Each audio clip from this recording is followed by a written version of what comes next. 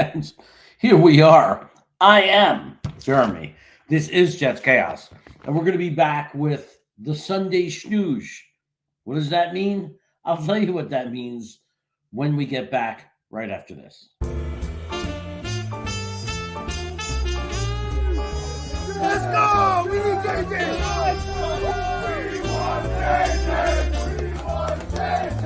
We want JJ! Let's go!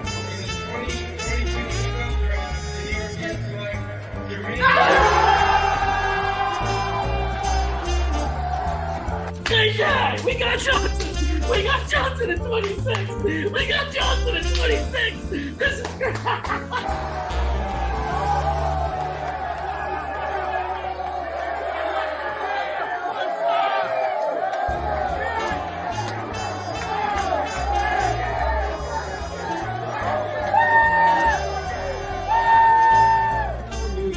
It is Matt, it is Richie. We are hanging out with the Jets Lounge guys. Richie, my man, how's it going? Matt, this is sick. We're at the Jets Lounge event in Farmingdale. The main event is what it's called. We got the entire Rucker family over there. Jets! Jets!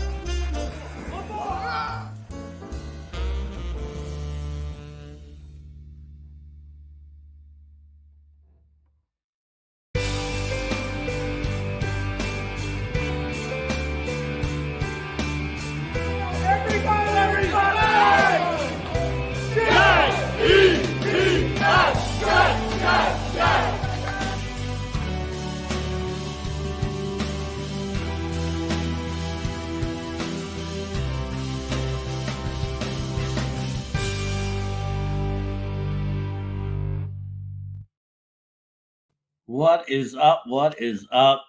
Man, what a off season this has been. I mean, when you really want to think about it, what an off season this has been. I remember like it was yesterday when I was saying to everybody, let go of the anger, cool off for a few weeks, let some time pass, and just chill out. I mean, we all know what happened last season. 4 plays in, 0 completions, 0 yards, 0 everything. And our heart was ripped out of our chest. Then we watched injury after injury to the offensive line. And in the beginning, we fought, man. We fought. We made it through those 6 games and we were okay. But eventually, failure at the quarterback position, an offensive line that just couldn't hold up anymore, ended our running game, ended our passing game, and led to disaster. We all saw it. We watched it happen, and we were angry. Why didn't we have a better backup quarterback ready? Why did it take so long to get one after Rodgers went down? Why did it take so long to use him? Why didn't we go into last year with a young stud offensive lineman for depth? Why didn't they know that Dwayne Brown might not be ready for the season and would be playing the season hurt? Why weren't we prepared? That's what we were thinking. That's what we were angry about. And it hurt. It hurt. This was the year we wanted to see results, and we did not get those results. But we all understand the circumstances. In reality, who were we really going to have at backup quarterback that was going to make much of a difference with the injuries at offensive line? And even if we had a better offensive lineman to come in on that first injury, we lost everybody, pretty much. I mean, we used 13 different variations of an offensive line. It was a shit show. So the season ends 7-10, not even nearly as disgusting as you would think. 7-10 with no quarterback, with the worst offense like in history. I mean, we had a run of 6 games where I think we got like 4 first down. I mean, it was just 1-2-3 punt, 1-2-3 punt, 1-2-3 punt, drive after drive after drive. It was ugly. Yet we managed to finish the season 7-10.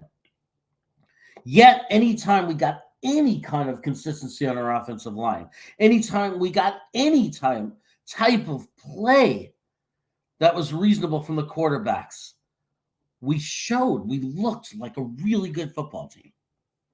And that gave us hope. That gave us hope.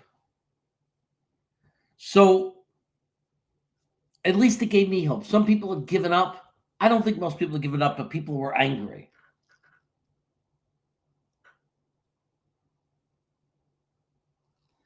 Okay, someone's asking me to do something at 5K. I'll Fan the Reaper. Let me read what this is. I was making sure it wasn't like really insulting or anything like that. I've been under attack by some, so I got to be careful about what I put up here. Jeremy, will you shave the jet that is depicted in our logo onto your eyebrows when you hit 5K, please? What do you mean? Like shave my eyebrows? Shave the jet that is depicted in your logo into your eyebrows. Like the word jet into my... I don't know exactly what you want me to do, but I mean, consider anything. I'm a little crazy, so, but getting back to you guys are taking advantage of my ADHD. So getting back to the point of what I was talking about. Season ends, horrible year, right? Disgraceful year. But there was hope, and here was the hope. Aaron Rodgers was already warming up and practicing and throwing the ball and moving around before the season ended. There were rumors that if the game had meaning, he would have came in and played at the end of the year. Don't know how much truth there is to that. Don't know if it would have been a good idea. But to me, what that meant was he was healing well, and there wasn't going to be any complications for this season, which was the best we could ask for. We just want our quarterback back. So once you get Aaron Rodgers back, now we have to look up and say, okay, what can we fix? What can we fix? We needed 3 offensive linemen. We needed 2.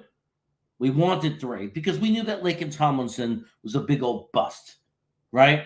And no one to blame for that, really. I mean, everybody was happy when we made that signing. Every indication was we were making a smart move. We were bringing in a Pro Bowl guard. It was a good move. There was nothing to criticize about that move.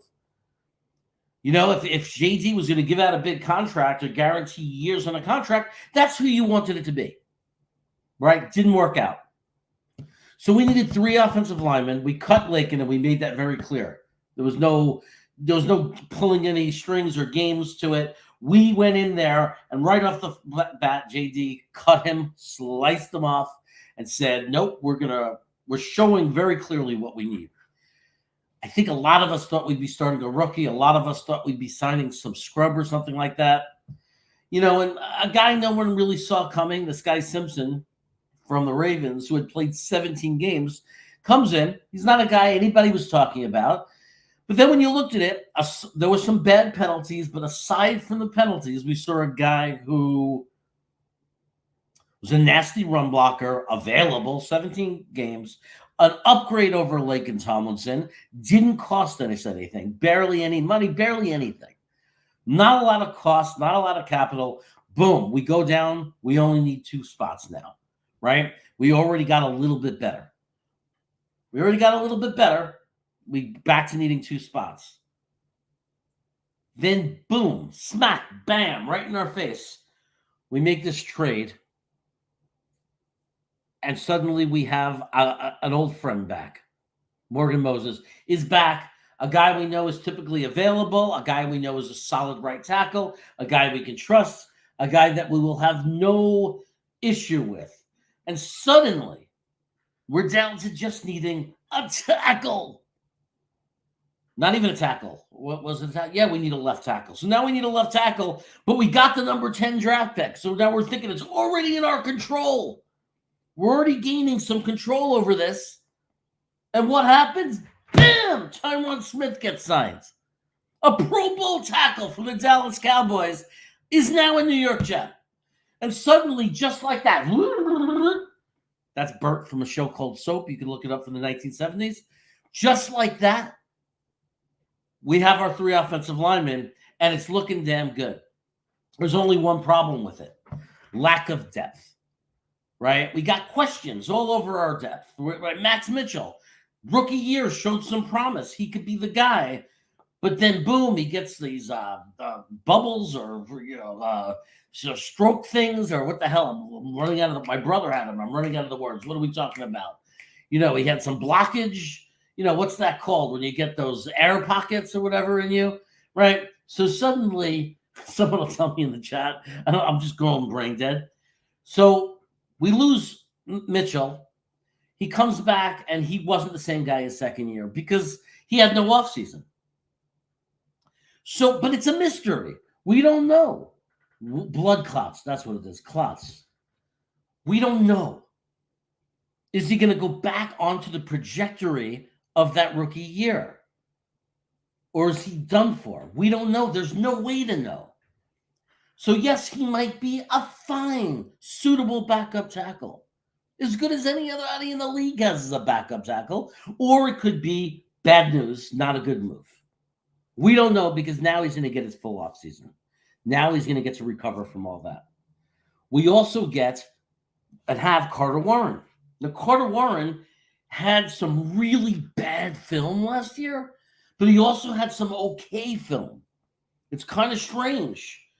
There were times where he was serviceable. Now, let's look at his story. He didn't have any offseason. We were talking about a rookie. Just that. Just being a rookie means you're not supposed to judge a guy too much. Just the fact that he's a rookie. And rookies could need time. I mean, Thomas for the Giants was not very good his rookie year. And he was a number 4 pick overall in the draft. So let's really think about that for a second. He came in, he started to do okay. He started to learn what he was doing. We bounced him around. He wasn't even supposed to play. He's coming in. He's had no offseason. He hasn't played football forever because he missed the last half of his college year. So he hadn't even played football. He just gets ready. He gets healthy. He trains a little, and suddenly he's been stuck in the NFL on an offensive line that's in shambles. And suddenly there he goes and he gets thrown in. And he had some moments where he showed potential. Now he gets a full offseason. He gets to have some experience. He knows what it looks like to play tackle in the NFL. So that's another guy that could possibly be a decent tackle in the NFL. Right? But again, too risky, right? It's rolling the dice. We don't know for sure. So we have 5 great guys on paper. A solid offensive line on paper, complete. Maybe Simpson's the weakest link. Okay, that's our weakest link. No problem. Can't have an all-pro in every position. But if you get, when healthy, you have an all-pro left tackle. You have an up-and-coming center who had a great rookie year, very solid rookie year, only getting better as the season went on. He did it playing multiple positions. You have AVT, who's like our freaking versatile Superman. You have Moses, who you know is good. You know is solid. You know he's trustworthy. Right? And then you got this new kid who's really good run blocking. Wasn't horrible in pass defense. Gets penalized a little too much. Right? Is that because Lamar extends plays? Right? And Aaron Rodgers, who's 1, 2, 3, throw the freaking ball, gone in 2 seconds. Is that going to cure that issue? We're going to find out. But pretty good offensive line on paper. A couple of question marks in tackle depth. Okay? Interior, I don't even want to talk about that yet because I don't know what the hell is going on with Connor McGovern. And there was a million guys in the draft in the late rounds. I cannot believe we passed on, bulking up the depth of our interior offensive line. That's a shock. Really, considering how many guys there were. But maybe they're planning on doing something. And maybe they like this guy Hansen better than we think. There are some that claim that Hansen did fine, and he's okay to come in. All right. So we go we're getting ready for the draft. We're thinking, what do we need? We need another weapon desperately. Right now, remember, Allen Lazard is our number 2 wide receiver. Not okay. But people are starting to get excited, right? Suddenly the anger from the end of last year is starting to fade away, right? The screaming we have to fire everybody is kind of calmed down now, right? Like all these good things are happening because suddenly the draft might be enough to address our problems, and we still have some money. And guys, we can restructure ways of getting money. And then boom, like a wave, Mike Williams becomes a Jet. Okay. Now, again, the other fans of other teams, oh, he's only gotten 2 1,000-yard seasons. Only? We brought him in to be a WR2. 1,000 yards from him would be ridiculous. And I would be scared if you told me now it happens, because that would mean something happens to Garrett Wilson, right? Because we don't expect him to get 1,000 yards. We're going to be a running team, power run team. We don't expect him to get 1,000 yards because he has to share the ball with Conklin, right? At that time, Breece Hall gets a lot of passes. Jeremy Rucker's going to get more reps. We're not asking for a 1,000-yard receiver. We're asking for a good weapon that complements Garrett Wilson well. And to get a catch contesting big target who can get downfield, make big plays, perfect for the New York Jets. Suddenly, we have our WR2. Now we have our WR1, our WR2. Boom, boom, boom. And we have our starting 5 offensive linemen. It's looking really good, and we're happy. We're going crazy as a fan base, right? We're starting to feel good. And guess what? We still got the draft coming. And then we had 2 months of fighting. 2 months of screaming, scratching, clawing at each other. What should we do? I want Bowers. I want weapon. I want offensive line. We heard it all. The reality was none of those moves, as long as the player hits, was a mistake. That was the reality. The reality was there was no wrong move as long as the player hits. If it was Bowers, as long as he hits, not a bad move. If it was a wide receiver that would have slipped, if we would have traded up to get a Dunze and he becomes the player we all think he could be, or most people think he's potentially could be, not a bad move. And if Olu Fashanu becomes a very good all-pro type left tackle that could play swing this year, give us the depth that we need this year to not have our season get flushed down the toilet if Smith gets hurt, because then we don't have a left tackle. Now we do. As long as he works out and he can contribute if needed this year, not a mistake. It's a good move. So that was the position where we were in. Are we going to go offensive line, weapon, tight ends? We all know how it worked out. We get Olu Fashanu, and now we have some serious depth at tackle. Because now we have Fashanu and Max Mitchell and Carter Warren. Now they have to look over their shoulder for their roster spot. Now they have to look at that at this point, right? Because we're building up a lot of players. We didn't draft a tackle in the draft. And the guy they picked up in undrafted free agency, Willie Tyler, is no threat. So it looks like those guys will be sticking. And when I say there's no threat, I could show it. Maybe I'll show the film on him one day.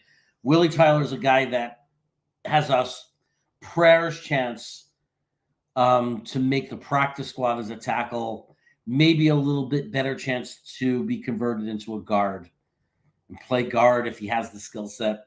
But not impressed, watch the film. Don't get excited about Willie Tyler. Lots to be desired. We do pick up an undrafted free agent in not the Latham that we wanted, but Brady Latham, who I am going to say right now, and I've been putting my name on it, stamp of approval. I think Brady Latham, if he doesn't get poached, if we start him on the practice squad and he gets poached, if he doesn't, I think will be at worst floor. I think he's going to be a very good backup guard, and I think he has the ceiling of being a decent starting guard in this league. I don't even know why he wasn't drafted when I watch the stuff that I watched on him. He's strong, he's good run blocker. It didn't even look like pass blocking was a weakness for him. It just wasn't as much a strength as his run blocking.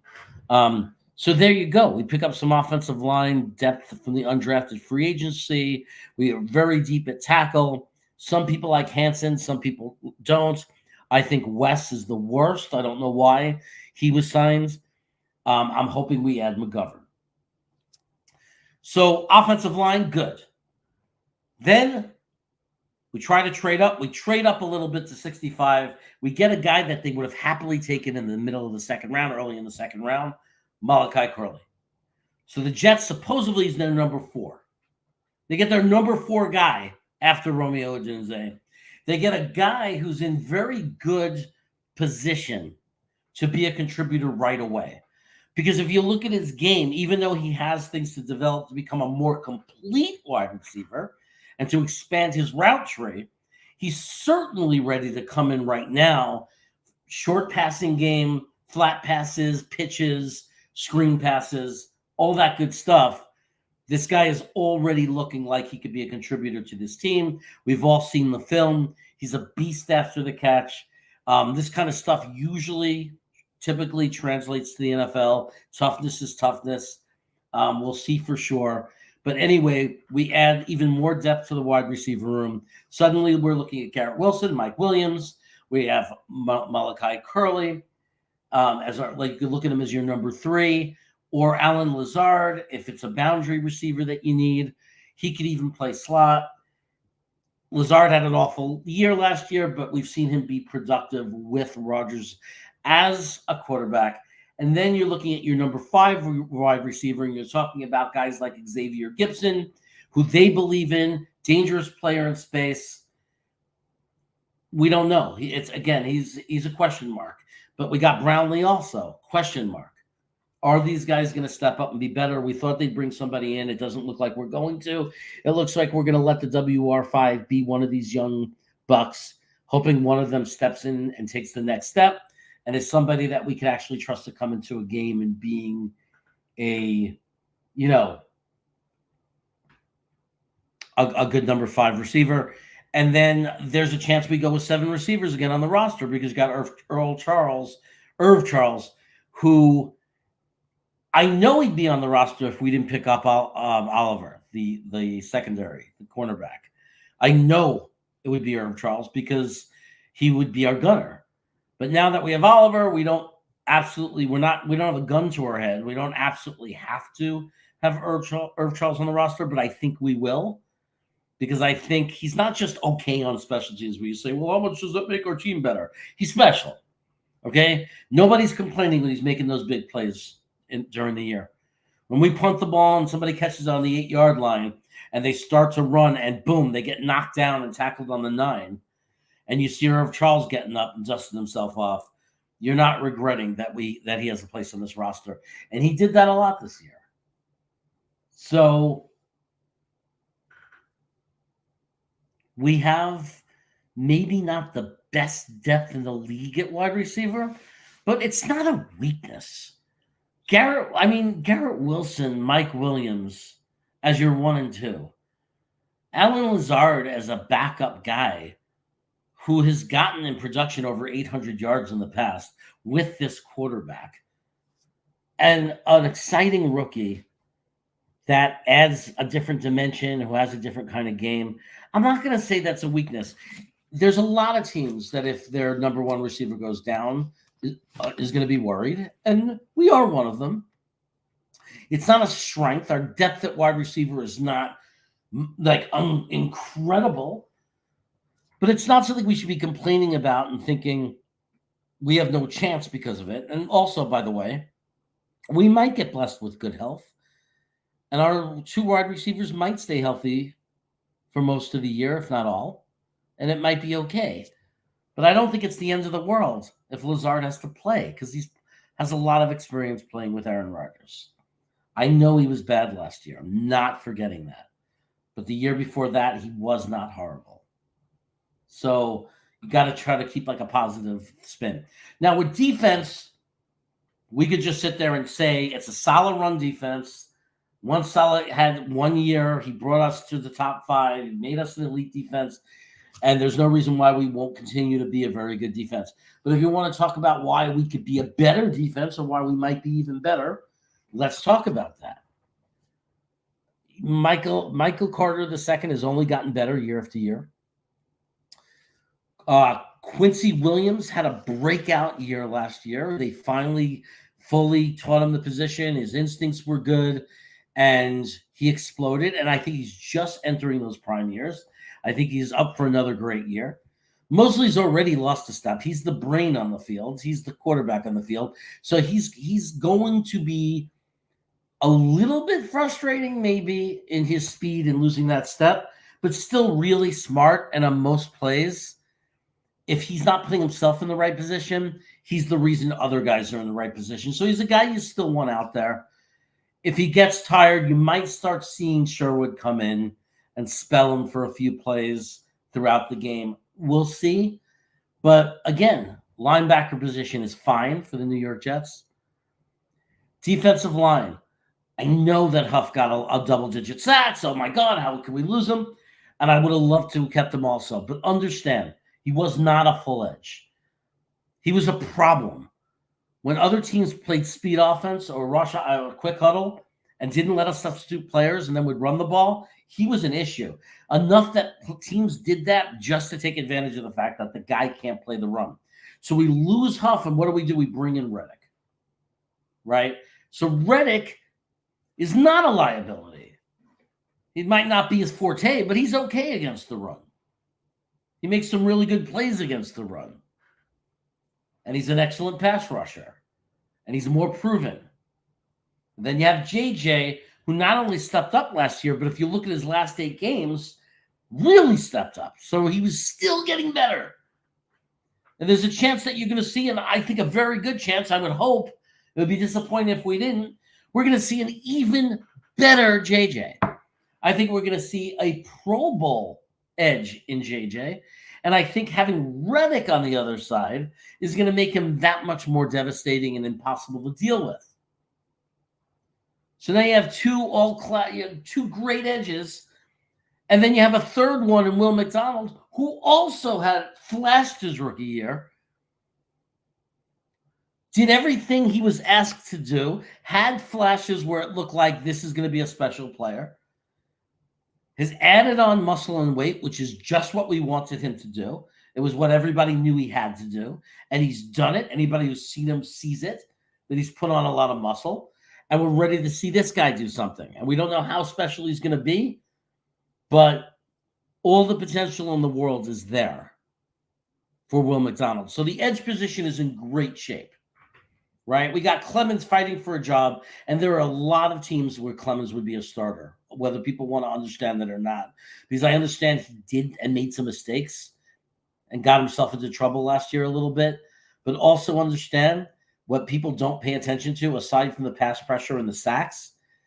Michael Clemens is actually an okay boundary edge. So I'm not saying he's great, but he's a guy that would get more playing time on a lot of other teams.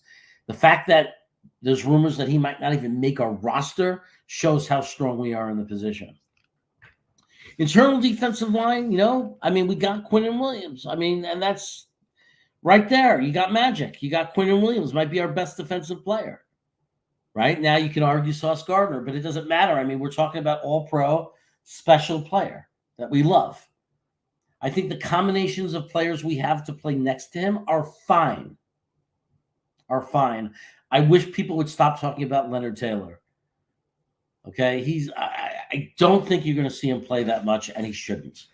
Okay, he's a development piece. That's why he didn't get drafted. Now, the good thing is the biggest knock on him, the fact that he's not going to get a lot of reps, maybe that goes away, that problem, and that's his motor.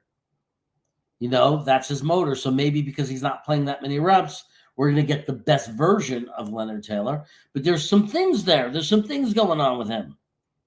There's some mistakes that he makes, and there's some things that are not there yet that's going to have to be developed. Let me look at what I got on him.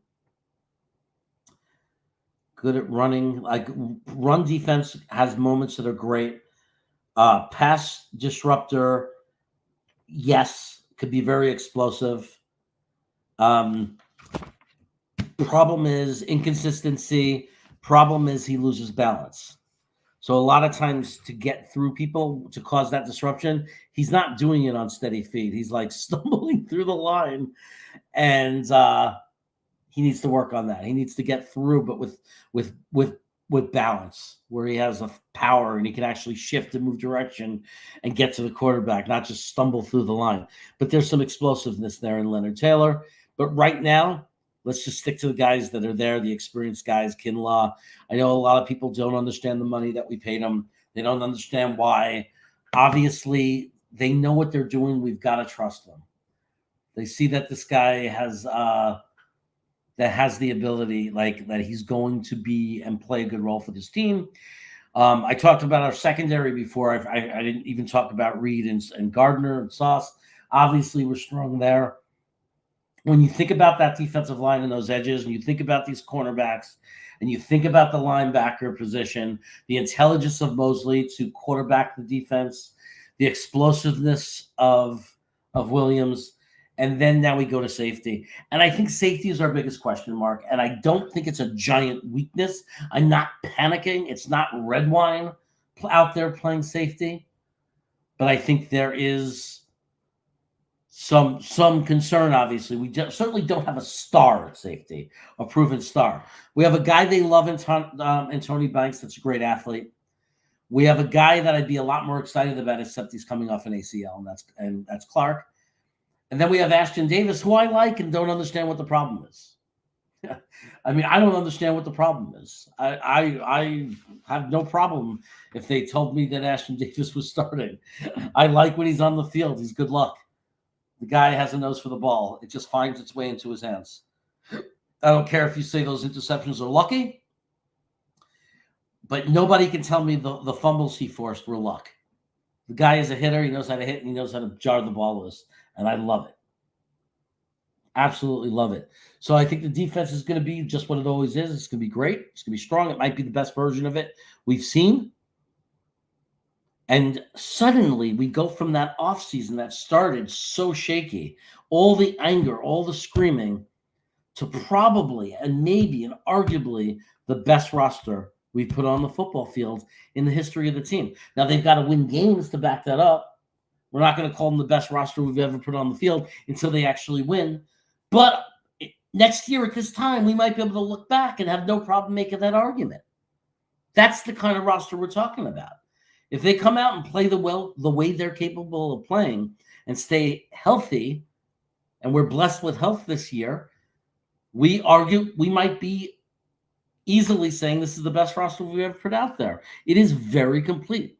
We have a star power that is beyond anything. I haven't even talked about the running backs. I mean, Breece Hall, top 2, catching up to San Francisco in the running back room.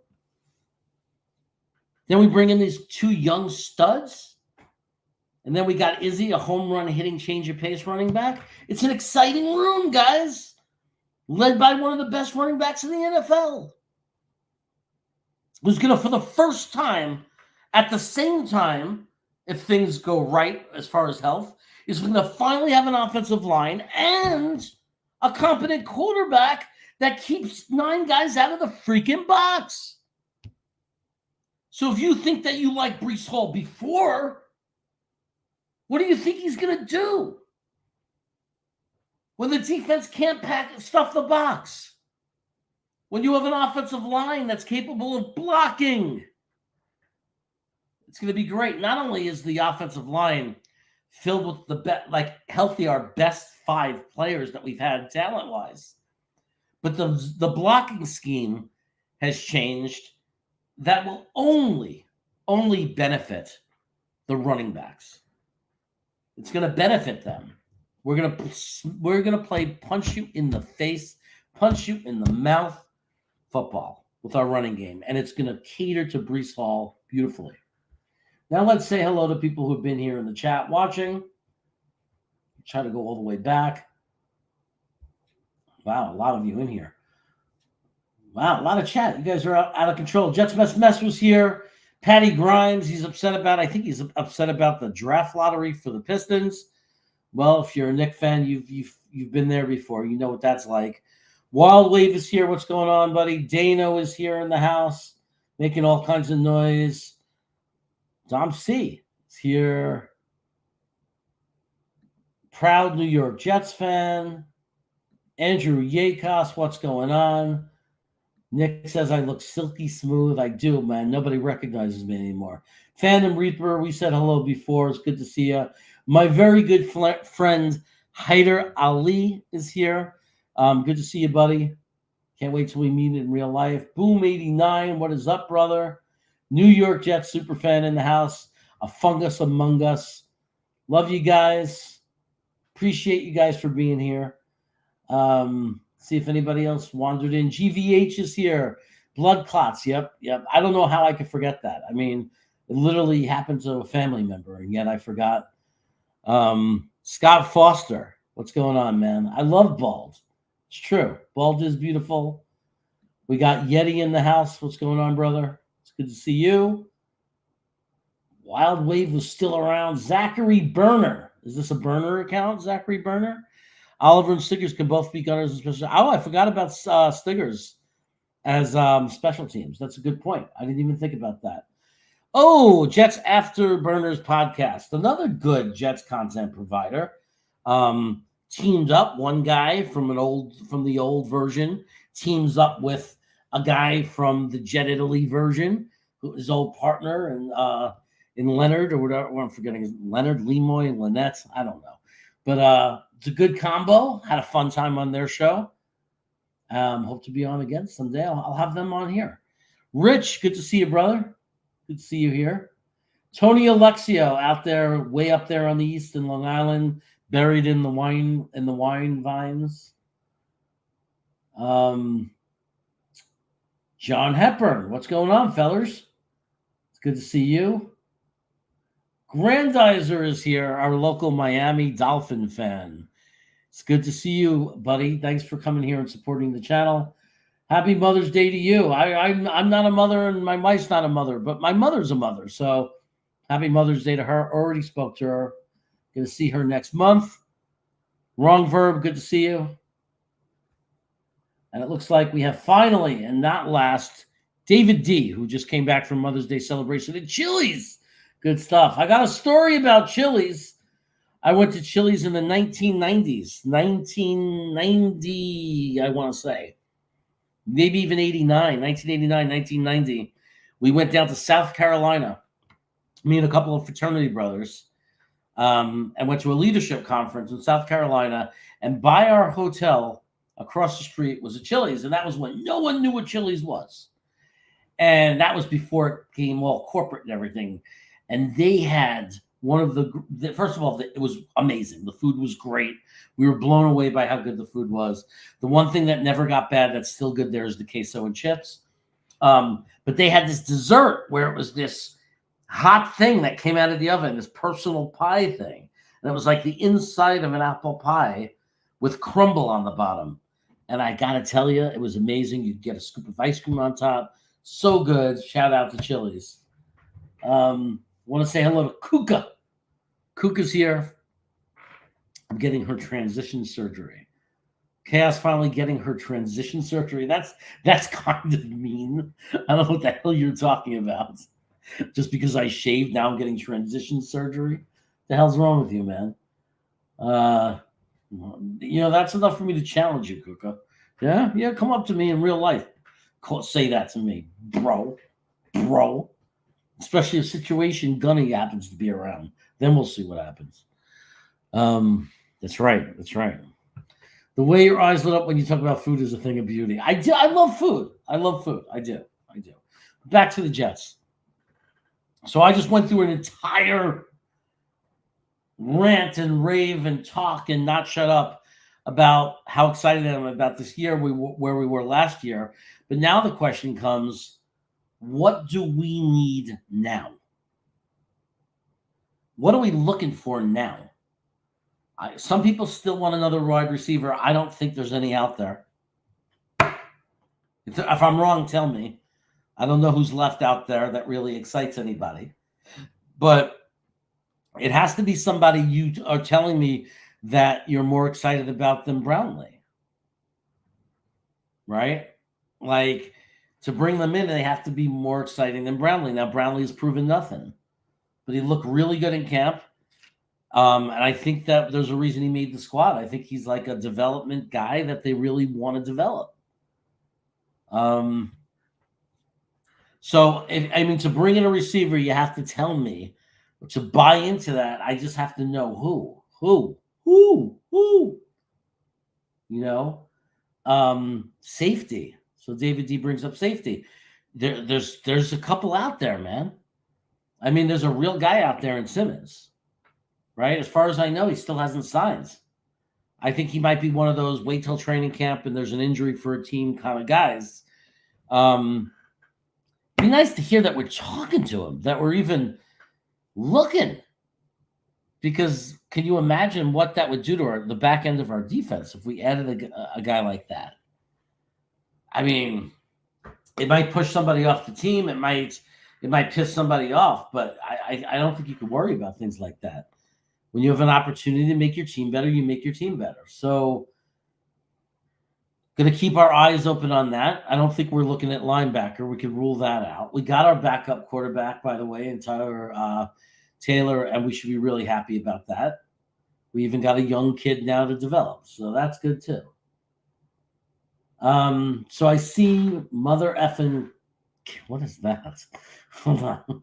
I never saw this guy before. Mother effing Chew. What's up, Mother effing Chew? Your beard looks like my friend from Temecula. Are you one of the Temecula Musketeers? Like, are you one of the McMusketeers, McNeers, or whatever that protect the Temecula Valley? Because you got the same beard as Sean, and so you might be. Everybody's asked me about the other two Musketeers that protect Temecula Valley. You say Hunter Renfrow is still available. So Hunter Renfrow, I like the Michael Thomas suggestion a lot better than the Renfrow, because Thomas, okay, bringing a veteran guy, maybe that's better than Brownlee, even though he's at the tail end of his career. He's had some injuries. He still has something in him. We saw it last year. He's not done yet, that's for sure. The problem with Renfrow is I feel like we're good in slot. Like, it doesn't excite me as much, because the reality is we have Curley, we have Xavier Gibson, and I don't know if Renfro's that much better than Gibson. And if we added him and kept Gibson and dropped somebody else, like, it wouldn't make sense, because Renfro's not a boundary receiver. So I don't hate Renfrow. It's just that I don't know position-wise. I'd rather see if we get a wide receiver be a boundary guy like Michael Thomas. Michael Thomas, if he comes cheap, would be fine. I'd actually be pretty happy with that. I think Michael Thomas would be a very solid backup to either Garrett Wilson or Mike Williams. I think Michael Thomas could come into either position, play boundary wide receiver. I think he'd bring really good depth. I have no problem with that move, except he's got to like bring in, he's got to have the the willingness to come in and not ask for a ridiculous amount of money. Snowball can't chat, but he's listening. He's a teacher, an educator. He talks to the students. Sometimes he likes to go off topic. Instead of talking about history, he likes to talk about life, living in Long Island. He talks to him about his dog, that kind of stuff. I am not wearing a sports bra. What the hell is wrong with you? Don't tell anyone. Okay, I'll try not to tell anyone. Just keep protecting that freaking valley, man. You got about 60 plus wineries in that valley we got to take care of. So Sterling Shepard and Julio Jones are still out there. Oh, I don't know about Julio. I think Julio's done. Sterling Shepard, though, was actually all right all those years, right? He's actually all right. I don't remember anything negative about him. He's not like a pass dropper or anything.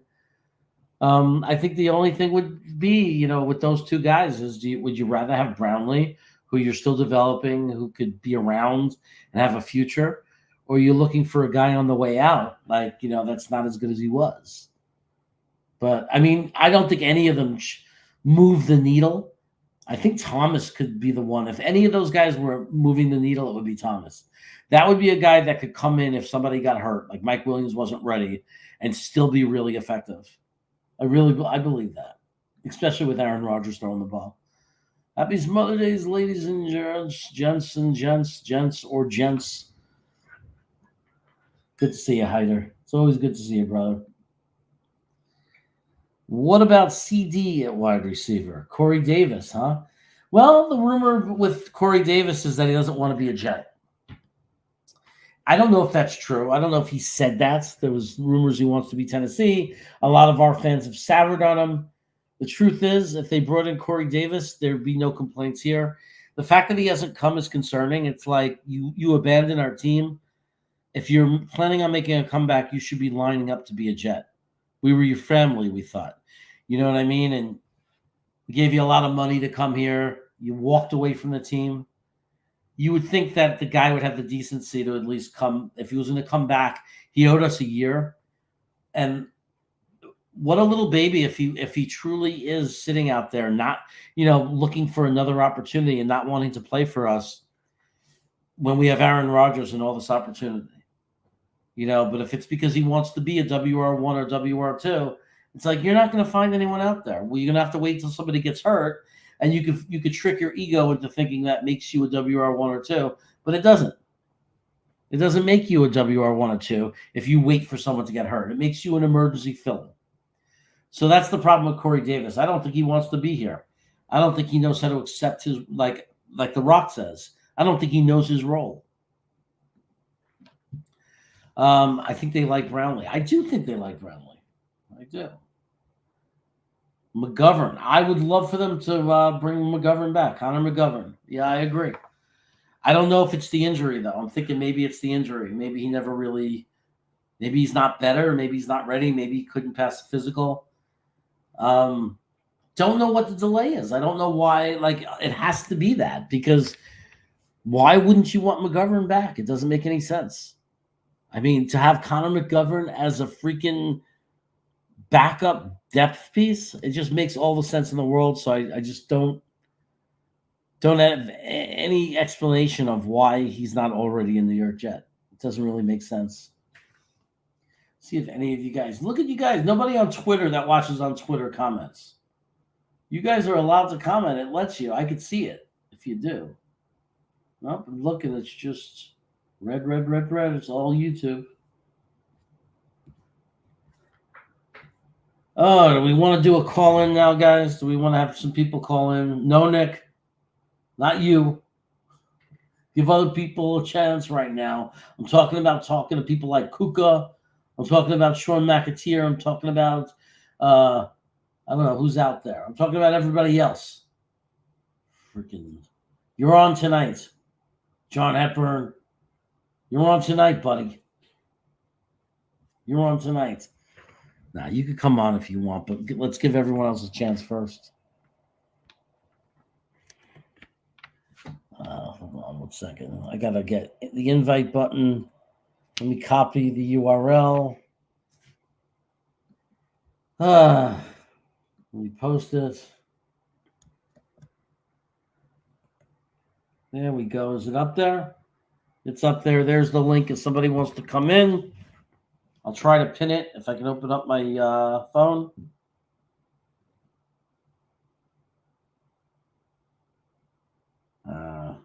My channel. Okay. Hey, that was a pretty good thumbnail I used, by the way. Just want to point that out. Pin message. There we go. The link is pinned. If anybody wants to come in and do some talking, you can. We got a question on the way. Any word on Cobb? Don't necessarily want him back, but a good 6 receiver player. I would imagine if that Cobb is retiring, if he doesn't, maybe he comes to camp and retires after camp. I think the chances of Cobb being on our team and our roster is about, honestly, 50-1. I don't think you're going to see Cobb on our roster. There's just no point. But I could see him as an assistant wide receiver coach if he wants to start his coaching career. And if we get slaughtered with injuries, a bunch of injuries, guess what? Cobb is right there and could just come. Hopefully he'll just stay in shape and we could just sign him add him to the roster in an emergency. That wouldn't be a bad idea. But the problem is that I don't know if Cobb sucked. I don't know if he did anything that sucked. I mean, every receiver after Garrett Wilson, nobody really had the opportunity to put up any numbers because our quarterback couldn't get the ball to anybody. I mean, unless you were watching tape and showing that he wasn't getting open, I don't know.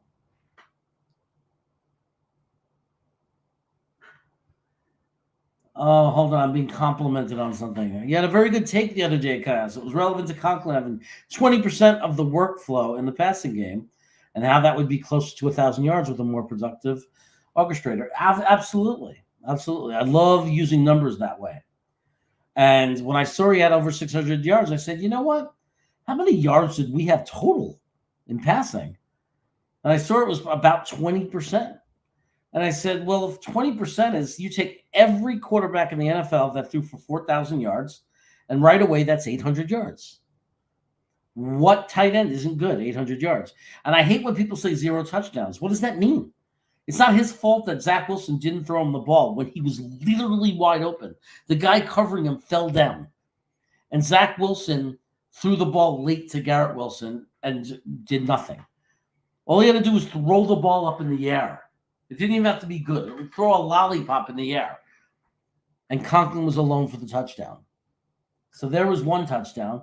You know how many times on tape we looked at tape and you saw people like Conklin wide open, and Zach Wilson not throwing the ball to him? Can't blame him for not having a touchdown.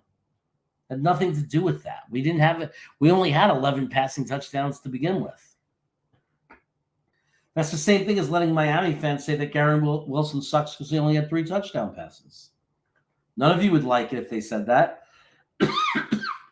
You can't blame our receivers for last year. You can only say, holy cow, can you imagine how good Garrett Wilson could be and how good Conklin could be if they had a real quarterback? I mean, Garrett Wilson had probably 35% of the yards. So 4,000 would be 4,000 yards. 35%. No, that's crazy. Wait a second. That's 350 was 1,400. Okay, 1,400 yards.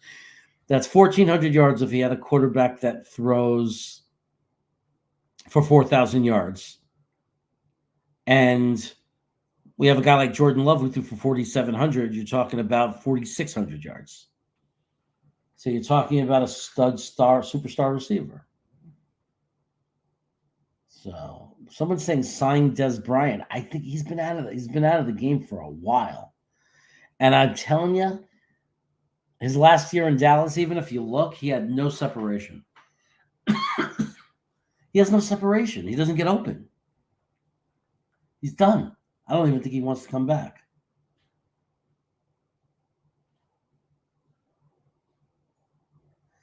I hear someone saying he's the worst blocking tight end. I don't think he was a bad blocking tight end, Conklin. I mean, he wasn't asked to block a lot. He was running out for passes a lot.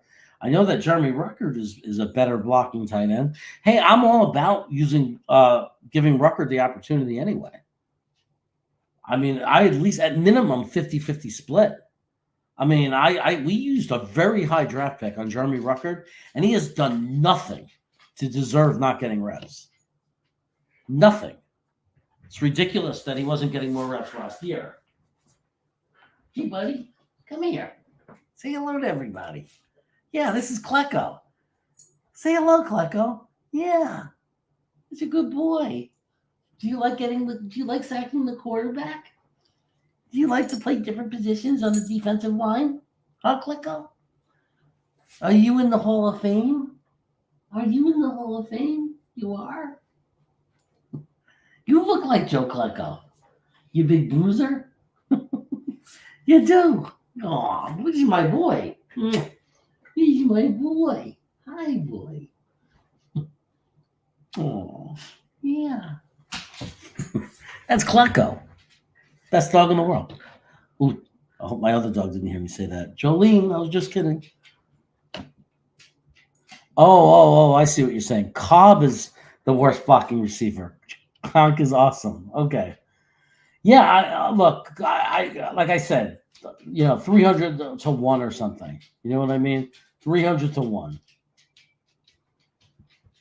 Yeah, man. I got a lot of crap from other people. You're not naming him Clucko. Like, what the fuck you talking about, man? I was like, I'm naming him Clucko. And it was right when Clucko got inducted into the Hall of Fame. And it's such a good name for a dog, right? Clucko. It's great. He's going to be the good luck charm. Him and his sister. We're going to get there. Well, no one's calling in. You're going to let Nick call in and get all the glory? That's what you guys are going to do? I'm trying to give an opportunity for those of you who aren't content providers to come on and ask questions, talk, give your opinions. I pinned the URL in the chat. Maybe that's why we have channels, because we actually like to do this. And most of you are thinking, I don't want to go up on camera. Why would I want to do that? I guess we don't have Bobby today, and we don't have Charles. We don't have Bobby or Charles. They're always good to come on. But maybe some of you are at Mother's Day celebrations or something like that. Ah, here he is. Here he is. Ladies and gentlemen, one of the ugliest human beings alive. What's up, buddy? What's going on? Nothing. I'm outside having a cigar before the rain comes back. I might have to move in the garage in a few minutes. How you doing? That looks like a pretty big cigar. Yeah. It's called a flathead, but I got it at the cigar shop in town. I usually go to ShopRite, but I got it. I stopped by there the other day when I got. You smoke a cigar that's like that? Do you do that in one sitting and the whole thing? Oh my God, I'll be dizzy and lightheaded for weeks on end and vomiting. Okay. No, I don't smoke anything, so I have a very, very low tolerance, and I do get lightheaded. So I will smoke about half of this, and then I'll save it, and either later or tomorrow I'll finish the rest before it gets stale. That's cool. How you doing?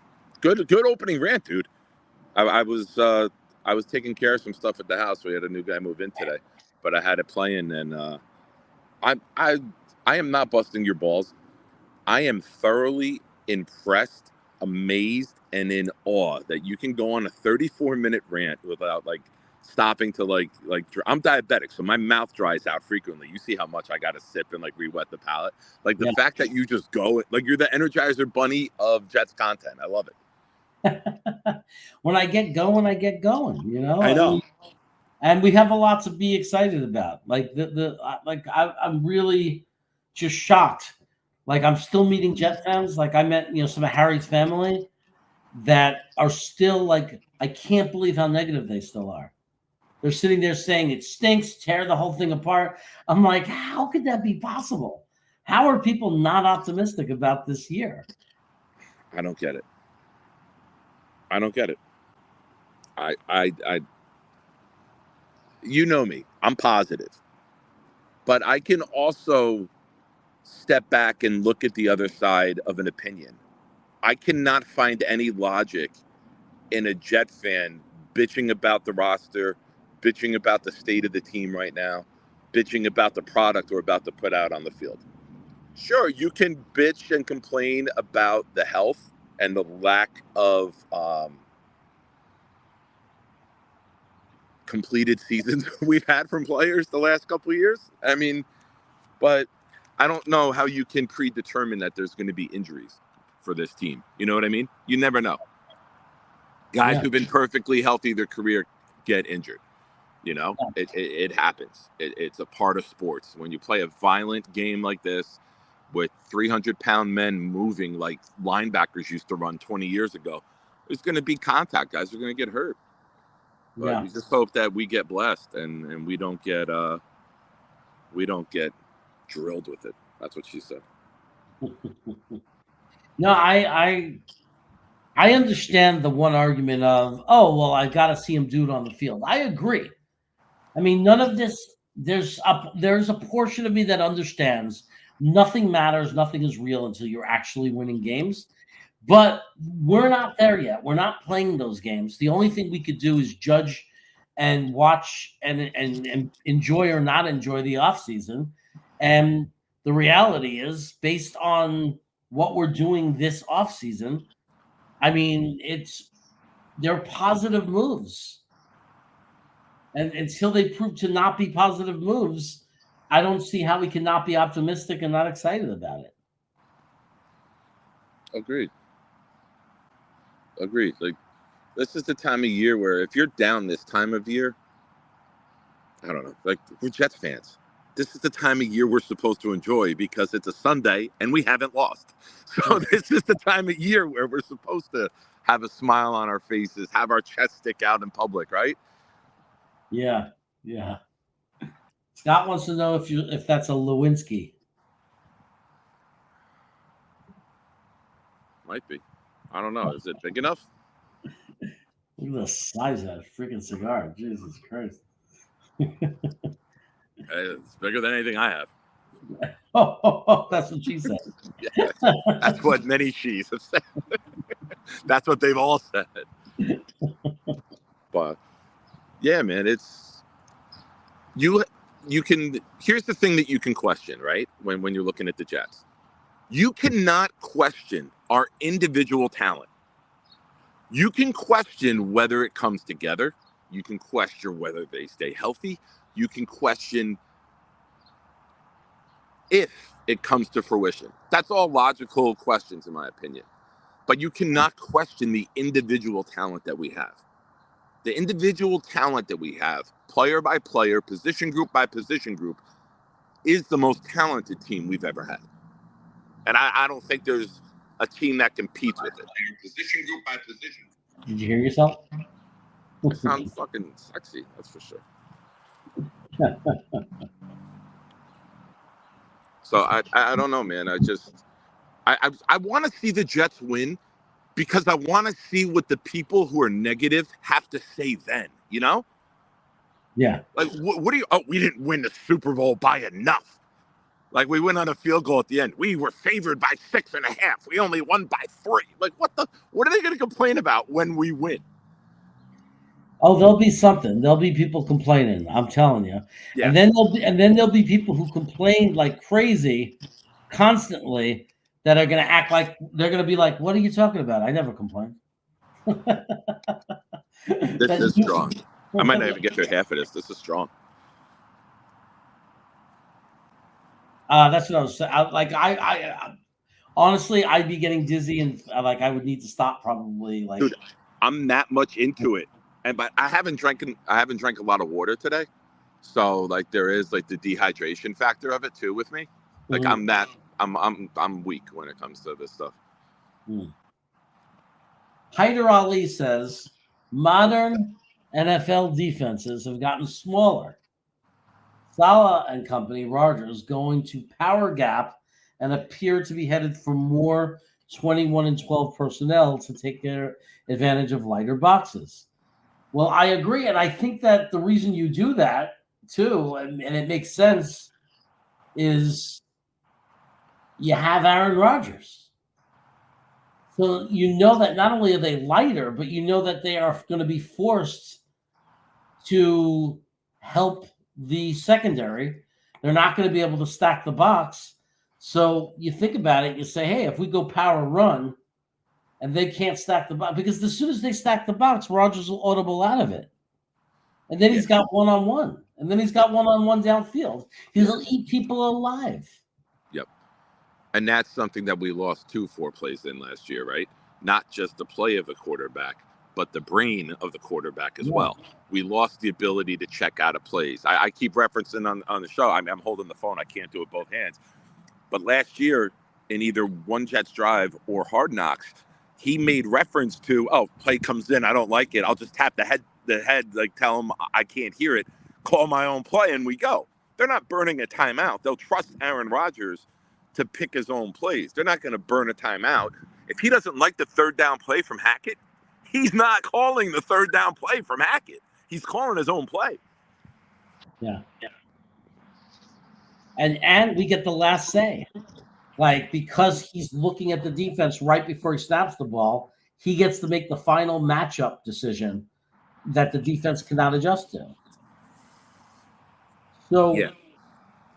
Sam McKinn says, when are we getting rid of that turf? We're going to get rid of that turf when we get a new stadium. So if the New York Jets ever get their own stadium, that's when we'll get rid of that turf. I don't know if there's That turf is brand new last year.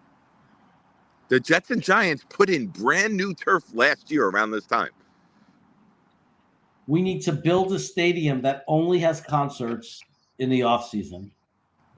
And the only thing that goes on in that stadium during the off season is the Jets playing football games, unless they're away for 2 weeks and it's 2 weeks without a game and you want to have a concert and then fix the field, whatever you want to do. But it has to be in our control. The smart thing would be to leave the field alone during football season and have real grass. Well, what they do now with the new stadiums, they build like a tray system where it's like there's the grass field and then there's other trays underneath it. One's cement, one's another grass, and you can rotate the trays. But to do that at MetLife, because you need 2 grass fields at MetLife. Right. But you would have to break the ground, dig underneath, build that into it. And there's just not enough time to do that with the other shows that MetLife has going on. They're not going to want to shut the stadium down. Like Morgan Wallen is there this Friday and Saturday. You know, Chris Stapleton is coming, I think, in June. They're not going to miss out on their concert series to put grass in for the Jets and Giants. They already got the Jet and Giant money, you know? So Yeah. it's the Jets have to approve something, the Giants have to approve something, MetLife has to approve something. And it has to not affect the bottom dollar of MetLife or they will not agree to it. Yeah, So it's very, very difficult to put grass in there. we need to get our own stadium. You know, and I don't care. I'm not one of those like obviously I live in California, so to me it doesn't matter. Like if they stay in New Jersey, they stay in New Jersey. Like I don't care where it is.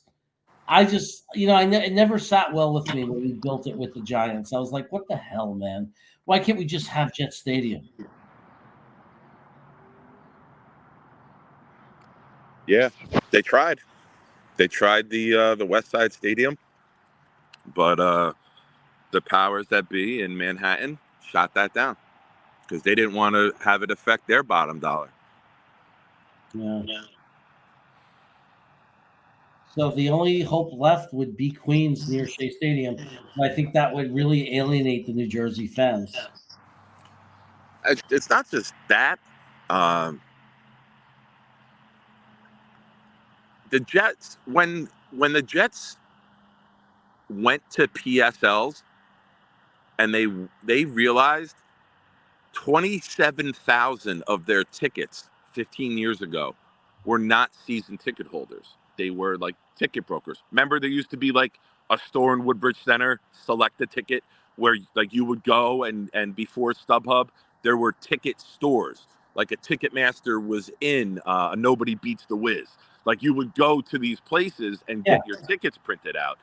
Yeah. All these ticket brokers owned 27,000 of the 80,000 tickets.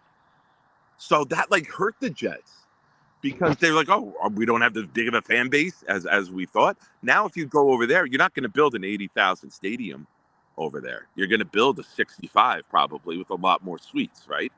Mm-hmm. So I don't know. I hope it just doesn't take place in my lifetime. I would not want to. I would have any interest in going out, not tailgating, or having to try to get into Queens and out of Queens. It sucks going on a regular day now from out here. So I don't know. I mean, I'm selfish. Like the Turnpike, that's the wall for the Turnpike right there. I'm off of exit 12 of the Turnpike. I'm 20 minutes away from the stadium. So I don't want to see them move.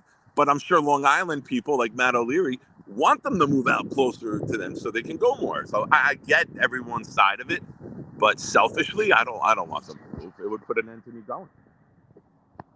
I'd be on with you and Green Bean at that point. I wouldn't go. Yeah.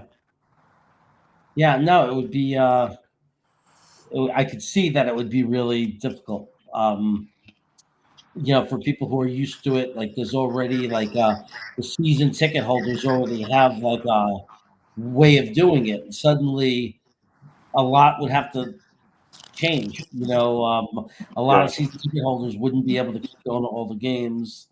It would change things. I'm sure there's a lot of people that live in Brooklyn and Queens that would be happy. Long Island. Yeah. I tell you what, though, you go win a Super Bowl, you capitalize on that, right? There will be a buzz and an energy and an excitement around the team like we've never seen before. And if there were ever a time to capitalize on that and get the okay in New York City and get the dollars spent on it, it would be coming off of a Super Bowl. You win a Super Bowl this year, and you're Woody and you're Christopher, and you say, now we can do it. New York City will never love us more than they love us right now. This is the time to do it. That's it, right? Yeah. You're coming off of a 7-10 season where everyone was injured and it's disappointment. You're not getting behind that. Yeah. Yankees won a nice game today. Yeah, everybody. Trevino hit 2, huh? Yeah, How many people had Jose Trevino hitting 2 home runs on their Yankee bingo card today? I know, but Glaber hit the big one. Did he? Well, he hit a pretty big one. They were only up by a run in the 7th inning or whatever, and he came on with second and third, and he hit the 3-run homer that really put the game away. But then Trevino hit the one that made it 10-5, so that was nice. He added on another run. Wow, that was cool. I want hits. I want 10 hits a game. I don't want shutouts anymore. I don't want 3-4 hit games. We had too many of those in April. I hope that everybody's coming around. I see Judge's average is starting to come up. He was down in the ones for most of April. Now I think he's up at like 238. So to go from 180 to 238 in the last couple of weeks, it means he's hitting the ball more. He's seeing it better. So hopefully they get something going. And it's good that when you can win games when your pitching is off. They've lost games 2-0. They've been shut out, right? It's good when you can win games when you give up 6 runs and you still get a W. Yeah. You need those. Yeah. You need those kind of games. Yeah. Complimentary baseball, right? Sometimes you need the pitching to help because the hitting's off, and other times you need to light up the scoreboard because it's just not the pitching staff's day. I'll tell you, that's why, flipping it back to football, that's why the Jets, man, their defense, like, people were saying, oh, you don't need to do anything. Just do the offense. It's like, no. The last thing we need is to finally score points and then have a defense that can't stop anybody. It's like, I don't want shootouts. I don't want shootouts. I want to beat teams 24-3. I want to beat teams 27-13, 27-10. Those are the kind of games I want to do. Yeah. Like, it's been awful as a fan. Put on the table. I'll get it. Put on that little mail hutch. I'll get it when I come in. Thank you. It's been horrible to watch the other team score a touchdown and go, oh shit, we're done. Like, you know what I mean? Like, oh damn, they scored a touchdown on our defense. We don't have a chance today. Yeah, and that was the reality and pressure of last season. It was like when a team scored a touchdown, it was like it was insurmountable for us. When a team scored a touchdown, you know what I mean? So it was crazy. I'm going to leave you on for this guest because I'm sure he's going to want to say hello to you. I see you, buddy. We're going to bring you on. Nick's going to say hi too, okay? You okay with that? Nick's going to stay on too? Okay. Well, am I okay with it? Who is it? We'll find out. Ladies and gentlemen, the guy from Home Improvement. Nah, just kidding. It's Barbie. No, that's a good one, Jeremy. I like that one. Look at him smoking a cigar. Yes, sir. Hey, you must be very happy today. The Knicks got their butts kicked tonight. Oh, I didn't know. I didn't Oh, notice. they got that. Like, we lost by, I don't know. It was horrible. Very bad to watch. I cried. Speaking of this comment, Dane, phone a friend. Call me back. I've been trying to get in touch with you, buddy. How you doing there? Are you out soccering today? No, the games got canceled, which sucks because this is like my biggest earning day of the week, Oh, Saturday and Sunday. So it sucks because it that was Sunday. raining there. Yeah, it came down good today. And then the sun came out for a Oh. little bit, and then it's a little blue sky right now, but there's Yeah, up some here too darkness in going Vermont, in. we got rain too. How you doing, Jeremy? I am good. I'm good. It's Sunday. Yep. I have 3-day weekends now. Oh, So, really? yeah, so by Sun- Congratulations! I'm happy for you. thank you. By Sunday, I'm ready to go back to my stuff, go back to work. So, Oh, okay. but no, I like it. It's a nice little new lifestyle I'm building. That's 4-day good. work You week. like? Oh, that's good. 40-hour. Yeah, that's good. That's awesome. Yeah, 4 10s, 4 10-hour days instead 410s. You of like that? yeah. You don't work at CNS, do you? Huh? Where do you work at? No, I switched my careers. I'm a therapist. Oh, you're a therapist. Oh, what Yeah. kind of therapist? Marriage, family, individual. Okay. I thought you meant like regular therapist. Oh, okay. You're in the No, mind. Bobby, you're thinking of Saturday Night Live. Where I'll take the rapist. Oh, okay. I thought therapist. Oh, okay. And then are you doing yours tonight, Nick, too? I'm like a shrink. Oh, I need one of those sometimes. Nick, are you That's what gonna we're do here for, yours? Bobby. Are you Yeah. doing yours tonight with Yep. VR? Me and VR will be on at 9 o'clock, Sunday shenanigans, and we will have the list, and we will have a Yeah. special Mother's Day edition of the list on Proud NYJ Fan tonight. Oh, okay. Gotcha. So that's a little tease. Make sure you're there by 9 o'clock. It's gonna be fun. Oh, I'll be there before that, probably. What's a honeydew list? You know what a honeydew list is? It's when your ex-wife or your wife tells you you have to do stuff at home. If your ex is Oh, telling you to do stuff, that's the honey do not do No, list. I meant with my ex-wife. I had a honeydew list, but I did it by myself anyway, without her even asking. I used to cook for her too. Nice. What's your I best meal? yeah, I did a lot Oh, this chicken weekend. parmesan is my best meal. Oh Nice. yeah. Hmm. What, any sides? Any pasta with it? Any Oh garlic yeah, bread? pasta. Yep, angel hair pasta, garlic Okay. bread. Yep. Garlic bread with cheese or no cheese? Very important question. Oh, I like the cheese on it. Cheese on Nice. it. Yeah. Nice. If we That's go down my to New York, favorite meal. you have to go to the Jet game, everybody, to visit when I go down to New York. If you come down, you bring a platter of chicken parm to the game. Yeah, that would be good. Where you guys do the when you go to the game? Where do you do the what do you call it? Tailgating. What lot is it? That's We are at lot K5. We are right next to the K5. Giants practice facility. There's a blue Oh, fence that okay. wraps around the whole lot, and we're back Yes. there right next to it. Okay, what's his name do his? Jake then. Doesn't he do it at a different place?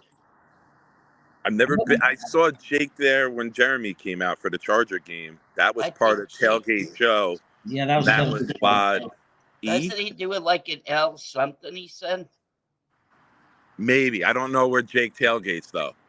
I think he said L something. I think when Jake went to games, I mean, whenever like the Talking Jets crew is there, like he will Yeah. he goes to wherever they are. Like if, Oh, like Ryan, you mean? yeah, like if Ryan's there, Oh. but I'm sure like if Richie was doing an event, I don't know where he does his Yeah. tailgate, but I guarantee you that's if Jake was there and Richie had an event, he'd probably go say hello to Richie. Yeah, Richie. Hey, I got on the Giant talk show today. How was that? San Francisco Giants or New York Giants? Because I know New you York always say the Giants. New York Giants fans they don't New do York call-ins. Giants. New York Giants. Awesome. Good for you, buddy. I know. I finally got one. Been a long time since I saw them anyway. What did you Boomtown's saying L5. L5. That's it. L5. Is that close by you guys? It's not too far. Oh, okay. It's not too Who's far. closer to the stadium, you or them? L is closer. L is the bus parking lot. That's where they put the buses too. Yeah. Oh, I remember that. We went down, me and my brother early. We went to the That's where you were wandering, Jeremy, when you first called me. When you were like, "I see the Meadowland sign. I'm in Yeah. L." I'm like, "Oh, you got to go the other way. You're going towards the racetrack." You want to hear a story about me and my brother, my friend? We went to visit his brother down in Maryland, and on the way back, we stopped by the Jet and who did they? Jacksonville Jaguars, I think. And we bought the front row tickets. They were only like $25. Go Back in. in the day. Yeah, and then we got to meet who name the quarterback that you used to have that's a real young quarterback. How far back we going? Mark Sanchez, Geno Smith, Oh, before him, Chad Pennington, Vinny. he was a young kid. We met his girlfriend. She was hot. Her fiance. Oh, she was hot. Young quarterback. Who else? Yeah. Oh, I gotta ask Michael. I've asked Michael if he remembers. He's a young quarterback, though. Are we going back to the 90s, like the 2000s? Yeah, it was back in the 90s. Yeah, it was back in the 90s. Who was our young quarterback? Boomer Esiason, Browning Nagel, Glenn Foley? Glenn Foley. It might have been Glenn Foley. Yeah. I didn't know he had a hot wife. Look at that. Breaking news. Fiance. I think it was a fiance at the time. She was hot. Me and my friend and Michael would triple all over her. Got to talk to her and all that. Oh, yeah. We met the father and the mother of the Glenn Foley too. We're in their Wow. section. Yeah. Awesome. So you got anybody back there, Chaos, to talk to? Do I got it? No, it's just you and Nick right now, so you're Oh, good. good. So we could talk. How long are you standing to be on for? I don't know, like maybe another 20 minutes or so. Oh, good. I love to talk, so you don't have to worry. I hate typing. I tell you that much. My fingers kill me when I have to type. So Right. when I went to Dano's show, I told him, "Oh God, please." I mean, talking 60 minutes is a long time to talk without me typing. Oh my God, my fingers hurt. I hate typing, really. Hey, do you know that Midnight Mike show? Do you ever go to that, guys? He's a Jeff fan. I don't know. Midnight Mike, he has his own show too. I go to him. He's a nice guy. He does like Jet after he's finished the show. He does like Jets. They'll do an old Jet game. They did the first game with Brett Favre when he first game there. Wow. It does like 20 minutes of it, and then they review it, and it's interesting how they did it. Yeah. Nice. But I like to go to the Jets creators. They're good people. Are you at home, Nick? I am. You went home? I'm at home. Oh, you were talking to your child before, kid. No. One of the other guys pulled up. Oh, I see. You got a nice house over there, I guess. That's nice. It's big. I think the cigars smell like butt crack. Don't they smell like butt crack?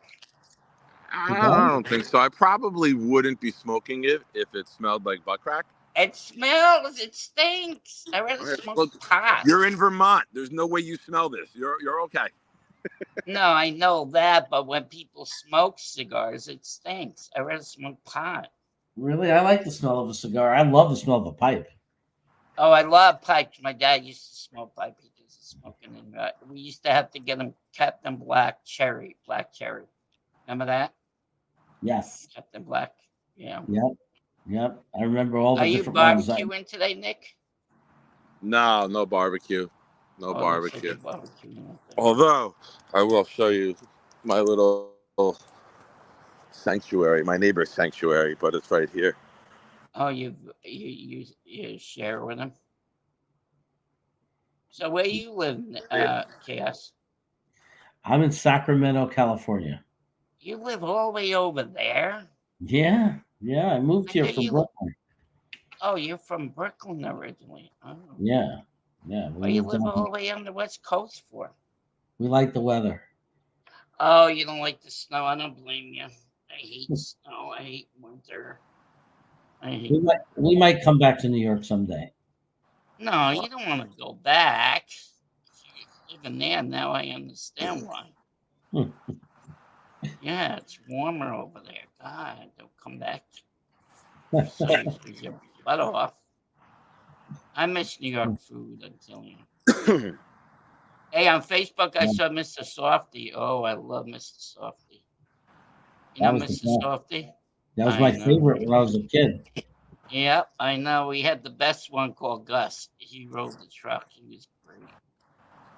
Gus was the best ice cream man around. Then we had this truck come around, Candyman. You know, Sammy Days was song the Candyman.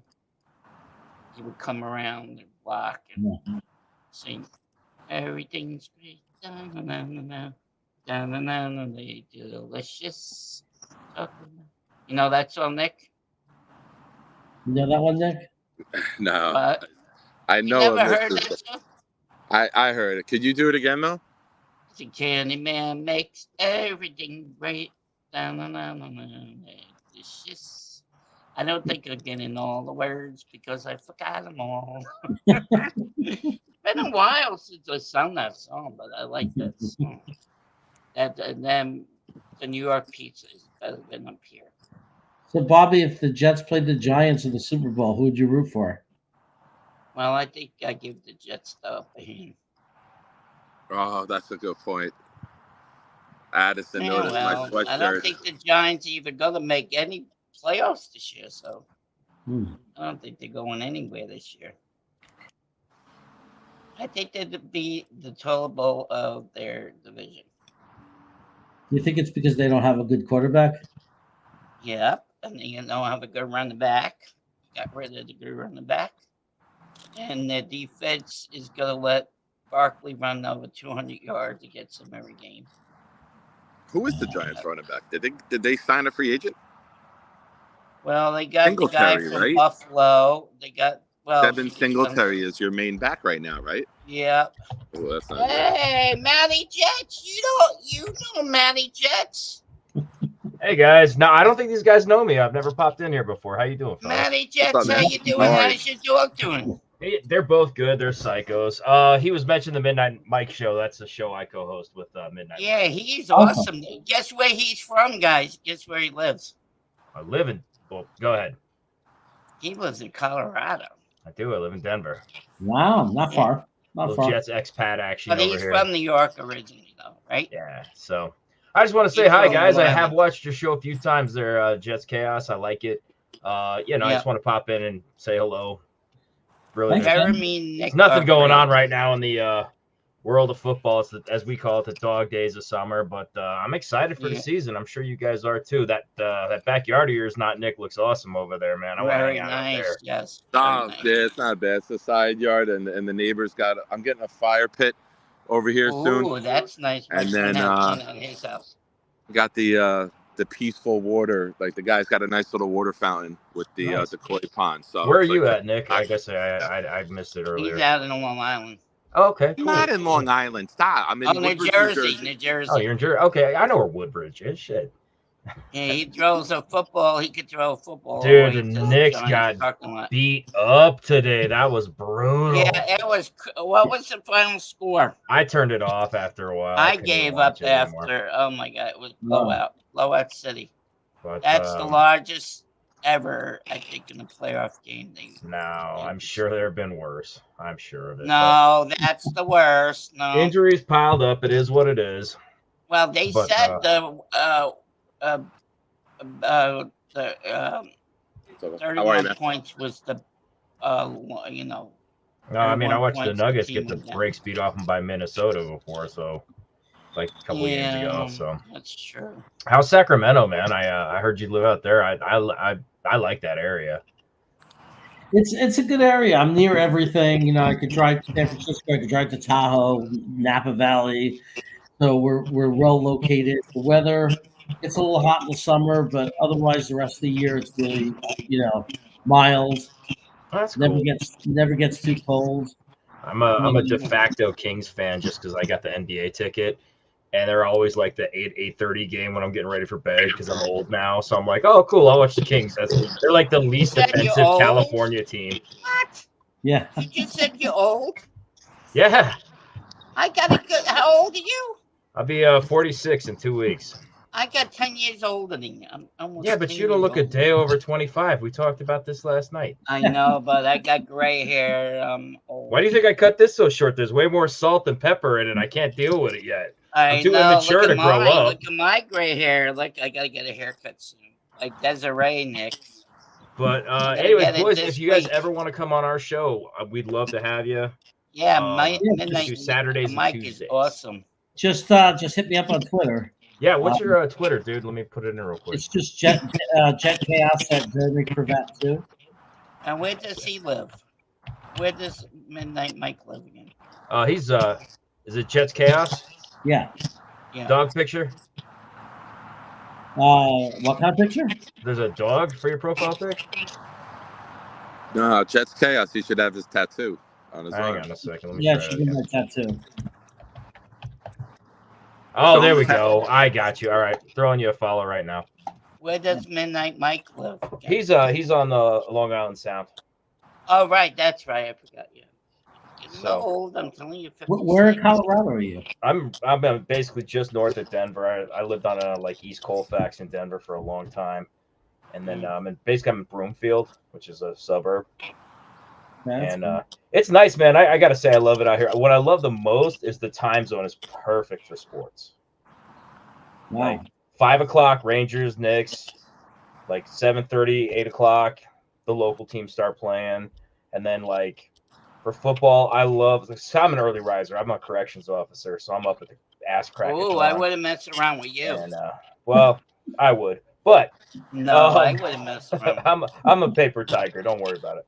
But like I cruise out of bed and it's like at 11 o'clock, first games are starting. It's perfect. I can watch football all day. Like it's so nice. Even the like London games, I'm like, I was already up at 5 anyways. I can watch a 7:30 game. So nice. It's good That means you're in LA. I have met John Elway. He's okay. The funny thing, okay, so here's a fun story. So I moonlight at a sports collectibles store, right? Oh. And I hate Peyton Manning with everything I that I do am. too, with a passion. I hate him. He fucked us. I'm gonna stay in college in 1996. Yeah. Oh, why don't y'all hire Adam Gase while I eat this chicken parm? Fuck that dude, okay?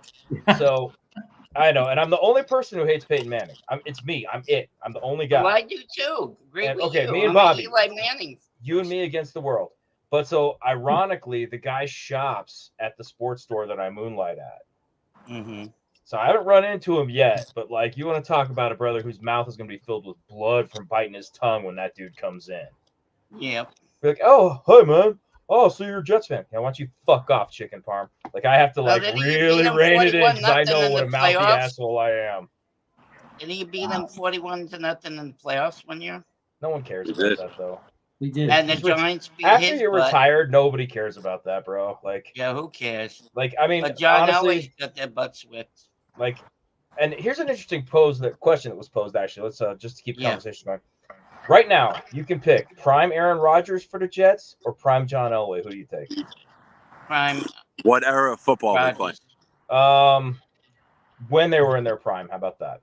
Rodgers. I hate saying it, but I take Elway. Hey, the Giants beat him in the Super Bowl, so I wouldn't take him. You could be. I mean, the Broncos. I mean, I remember when we were all kids watching those Super Bowls and those playoff games against like the Browns. Denver could be down 7-10 points with like a minute and a half, and Elway could get them back in the game.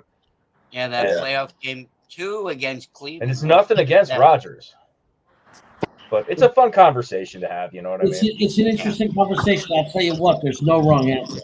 Right, exactly. That's what I mean. Like you can justify Rodgers just as easily. Well, let's put this into it, right? Rodgers could have a career that parallels Elway, with Breece Hall being his Terrell Davis and ride him to 2 Super Bowls and then go off. Very good point. Very good point. You know, Elway didn't win them. Elway didn't win them until he got the elite running back. Absolutely. Maybe Rodgers later in his career gets the elite running back. And he was closer defers to to Rodgers' him. age when he won them. And Elway Yeah. was not nearly as healthy as Rodgers. Elway smoked cigarettes like his whole career. Like, you know, Rodgers is out there levitating and eating fucking tea leaves. So it's going to make for an interesting thing, but I always like to ask that. I thought it was a cool conversation. How's your eye, Maddie, today? So, all right. Well, that said, boys, I'm going to bounce out of here. How's your eye doing today?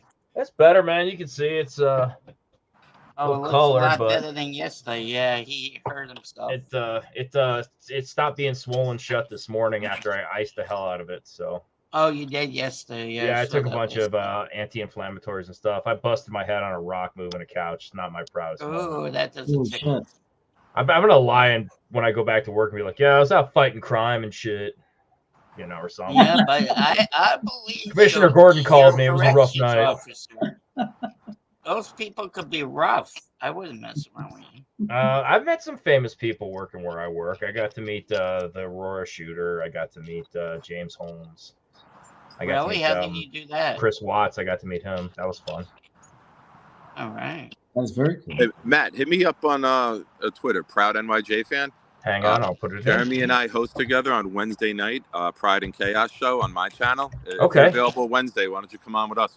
I would love to, man. I'm throwing you a follow right now. And yeah, Wednesdays are usually pretty good for me. So that said, boys, I'm going to bounce out, but I just want to say hi. I enjoy your show when I can catch it. So, Maddie.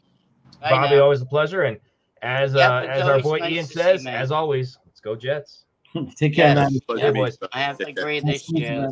Not the Giants this year. No way. Sorry to say, I'm a Giant fan and I'm depressed. I'm telling you as it is. We're gonna stink. Chaos. I'm out. Okay. I'll talk to you. You're out too? Yeah, well, you gotta get ready for 9 o'clock with VR. Right? Yeah. Yep. Hope to see everyone there, and I hope that the voices you hear aren't too stale, as we saw in the chat. I hope the voices that you hear tonight aren't too stale, and you enjoy the same old voice. Have a good night. Hours. Be good, everybody. Are you leaving Chaos too? No, I want to ask you something. Yeah. Can you reenact your reactions when the Giants won the Super Bowl against New England? Oh yeah, I was going crazy. Like, what were you screaming? I was going Giants. Yeah. Were you screaming like F. Brady, we beat you and stuff like that? Yeah, but we didn't beat them by much. We beat them by 3 points. Yeah, that's true. But we beat what's Elway big time in 1986. We beat the snot out of him. Do you remember that game? 39. Yeah. Oh yeah. I was in 12th grade at the time. I was in 9th. Oh, you're not that younger than me. Older than me. Maybe I was it 9th or 8th. I don't know. I was I could have. Well, let's see. That was you were 9 and 8. Oh, do you see? No, I was in like maybe even 10th grade by then. But 10th grade.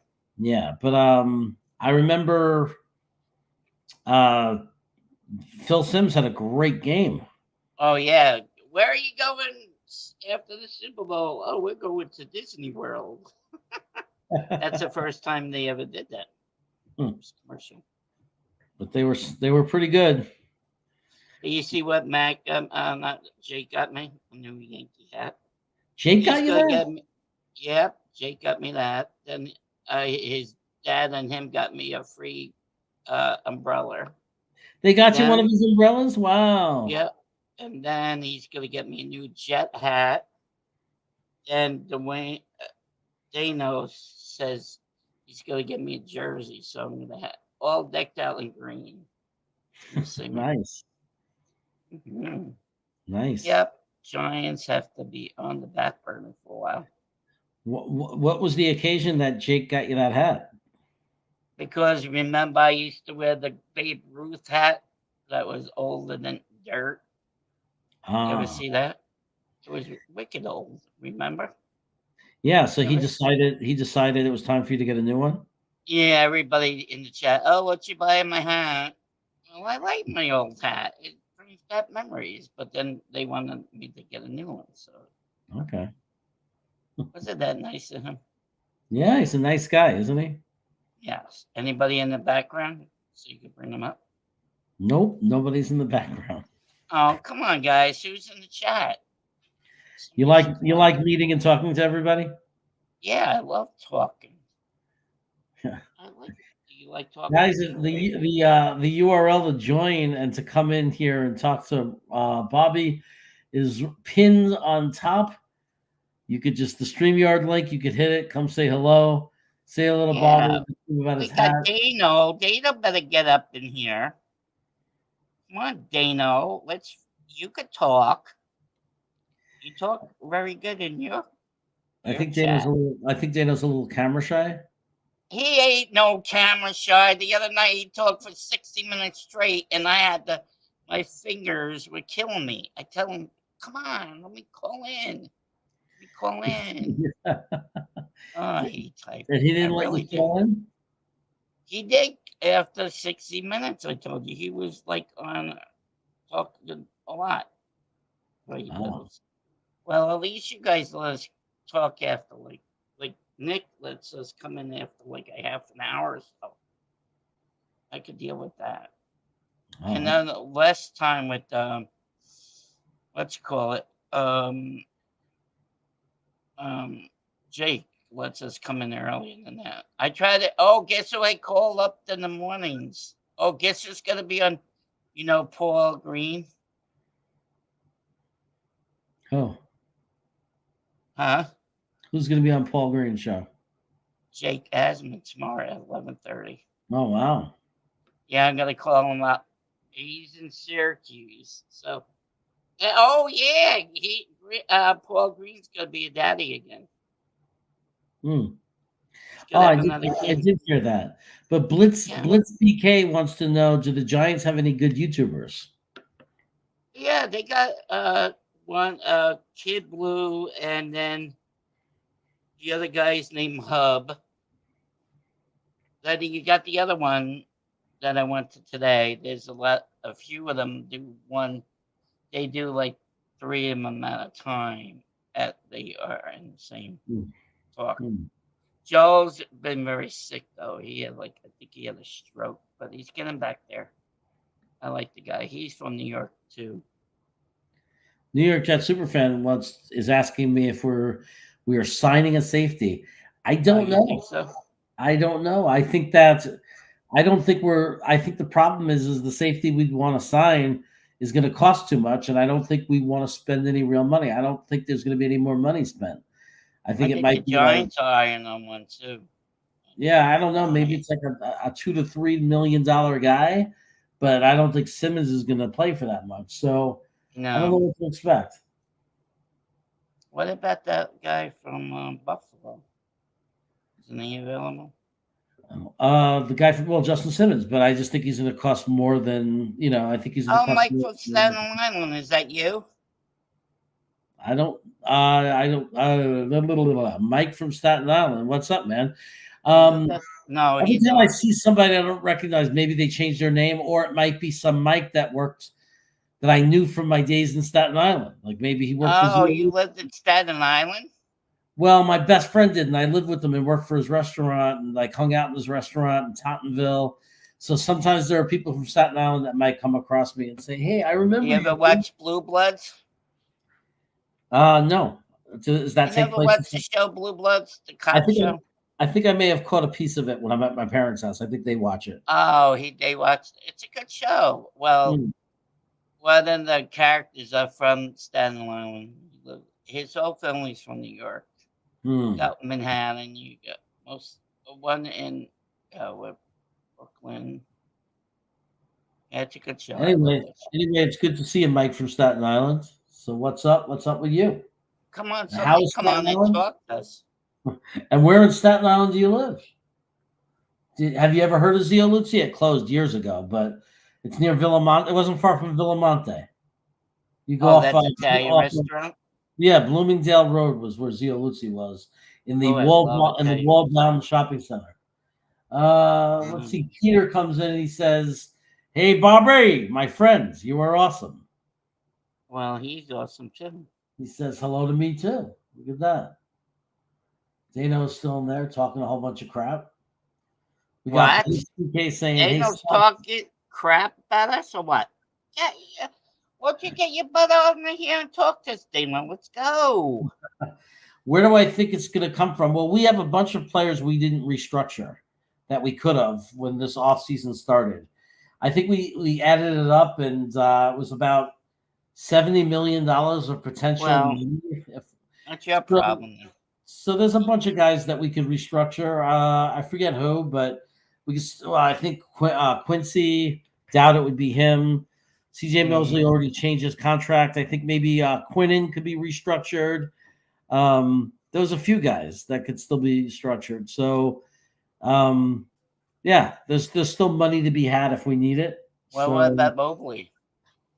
The problem with the restructuring is it hurts the future. So, it's not the best thing. Yeah, that's what Paul Green's father always tells him. You can't play around with money like that, free money like. Yeah. You really can't in professional sports. You can't really do that. It doesn't really work that way. Yeah. Dana says, I think we unearth money from Conklin and Reed, in my opinion, if we're really desperate for more than Quinnen. Yeah, we could. He must love the type. Dana must like to type instead of talk. Well, if he loves it, he just is able to type, so he doesn't mind. Dana, come on, just get on there so we can talk to you. We'd like to talk to you. Harlan Davis is here. He's saying, forget Corey Davis. She should stay retired. Don't like the way he left the team. He must be behind us. Yeah, Corey Davis is old. Don't worry about him. You believe who the Giants signed? Allen Robinson. A little too late on that, I think. The Giants signed Allen Robinson? Yep. But they should have got him a while ago. I think he's seen his best days are behind him. Right, that's what I'm saying. They should have got him way before time. Yep. Yeah. Yeah. But you think Drew Luck's going to be a good quarterback for us? So which running back do you think is going to end up being better? Braden Allen or Isaiah Davis? I say Allen. Yeah? Yeah. What about you? Yeah, I think Isaiah Davis might end up being like, remember the Giants, Tillman? Yep. He might be a guy like that where he could come in at the end of the game and just dominate a tired defensive line. Just be a grinder. Run out the clock for us. We have like basically end the game. Like we have a lead. Yeah. Help us. You don't need to run Breece Hall all the time. Yeah. You take Breece Hall. This kid. You sit down, Breece Hall. We got a lead. We're ahead. You bring this guy in just to have a nice 7-minute, 8-minute possession, just to take the not let the other team get back in the game. Right. I agree with that. You know Evan on WFAN? Remember Evan? Yeah. Evan Roberts. Yep. Doesn't he look like Sami Zayn from wrestling? He does look a little like Sami. With the beard. He's grown a beard. I shave mine finally. I hate hairy faces. Yeah. I like baby faces, like baby butt faces. I hate them. I don't like beards. I got gray hair at the beginning, so it's fine. So are you okay? Yeah, I'm a little tired. I can't believe I've been almost 2 hours since I got on here. Wow. Really? It's been 2 hours already? It's almost 2 hours. You need to go? I'm going to go soon in a few more minutes. All right. Well, we should get Dana on. Dana, come on for just a few minutes and talk. You can't force him. He's like, it's up to him. He might not be in the mood. Oh, he's always in the mood to talk. Whenever he never talks, he loves to talk. Right, my friend Dana? You love to talk. Come on. Oh, you are not. No, you are not. You are not. Don't lie. You see what he said? Yeah, no, you're not. No. He's buck naked? No, he's not. He's lying. No. He's just saying that. So, come on. Cheer up Chaos. Chaos is a good guy. Chaos has a good channel here. You got to give them some support. I think he's supporting it by being in the chat. He's been He's been here the whole 2 hours chatting it up. Well, I didn't know you had a thing on tonight. I was watching my Knicks get their butts kicked, so I saw you were on, so I jumped on. Oh. So you're on every Sunday? No, I was just in the mood to jump on now. I don't have. See, I didn't know you were even on. Yeah, no. The only live show, the only live show I have now. I don't really have a scheduled live show on this channel anymore. Right, because you have to work. Well, yeah, we put Pride and Chaos on Nick's channel, and on this channel I haven't been very active. I might start doing videos again, but I like being on other people's channel mostly as a guest. Yeah, that's fine. You're a good guy. That's fine. Thanks. I like you, Jeremy. You're funny. Thank you, Bobby. You're entertaining. So is my friend Dano, which he lies. He's not, you know what? Addison X is fuzzy grapes around. Oh, that's disgusting, Addison. You It's read funny, that? I thought when I saw the word fuzzy, I thought he was talking about Dano, because Dano's like a fuzzy guy. Well, he said his nuts. I mean, ew. I don't want to hear that. I'm not talking about his nuts, but I mean just overall. Well, that's what he said. Addison said his fuzzy grapes are out. We didn't want to hear that. Hey, do you hear he looks like Shaggy from Scooby-Doo? Dana? He said he looks like Shaggy from Scooby-Doo. Oh, that's funny. Yeah. That's what he put in his thing the other day. Oh, that's actually very funny. Raggy? What? Yeah, I have my own channel. Bobby has a my channel. What? Raggy? Yeah, I like that. Yeah, that's good. You did a good. Ruby, Roo. Very good. I wonder who did the voice of Scooby. I forget. You know, his cousin used to talk. Remember Scrappy Doo? Scrappy Doo? Yeah, I remember. Like was his little nephew or something? Yeah. Puppy Power. Oh, I love that show. I grew up on that show. Yeah, I could have done cartoon voices. That would have been fun. Who's New York Jets super fan? I think you could have done a good character cartoon voice, Bobby. Well, I am a cartoon character. You are?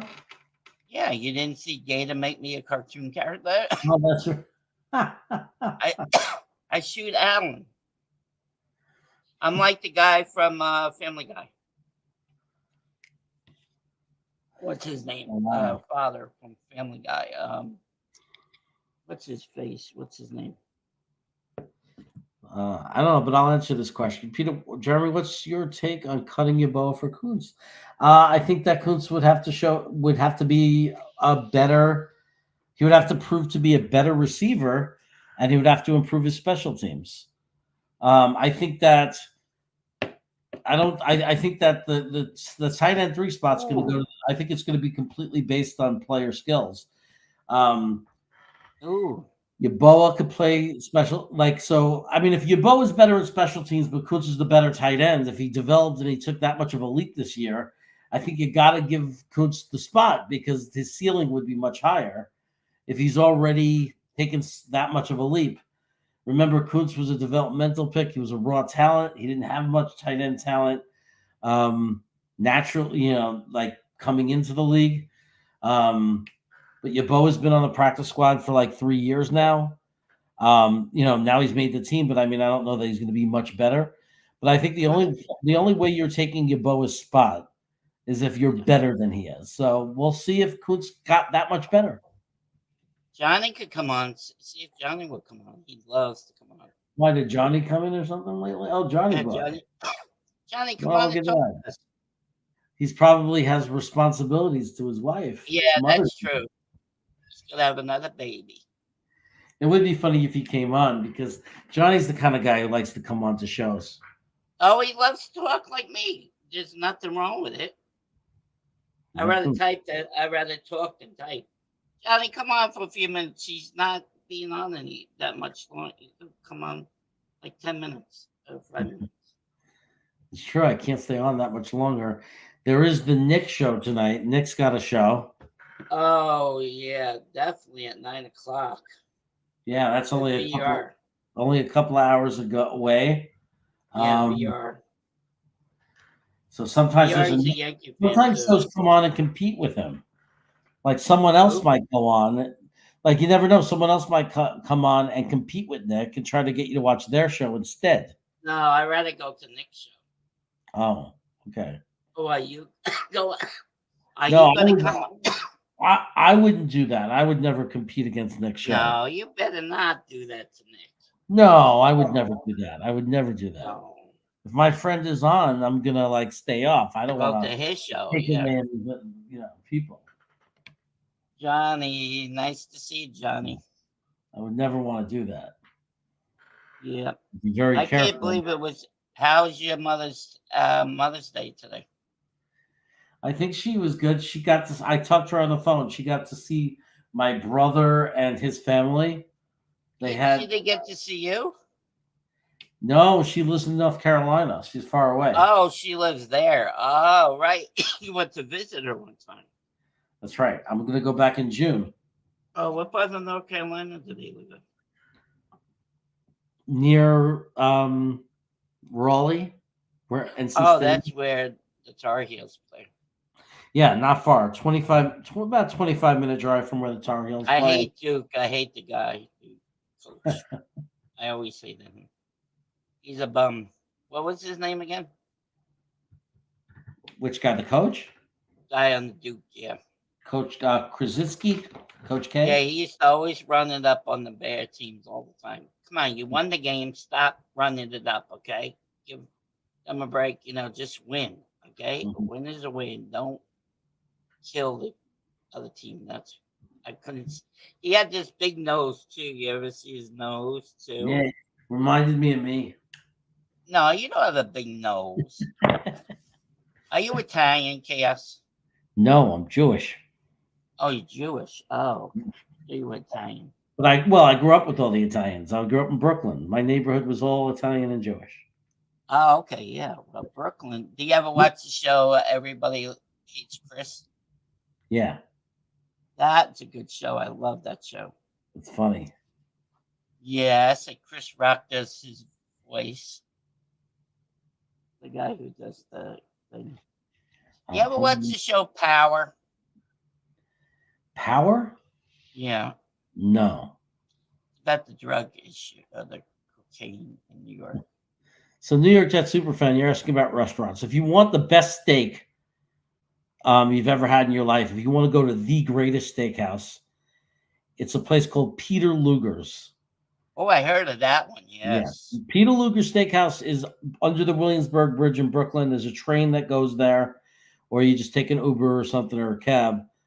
You have to make your reservations a few weeks before your trip.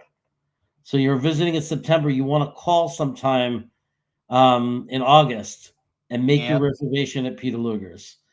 And the thing about Peter Luger's is not only the steak they're famous for, but they have like amazing sides, like the shrimp cocktail's the best.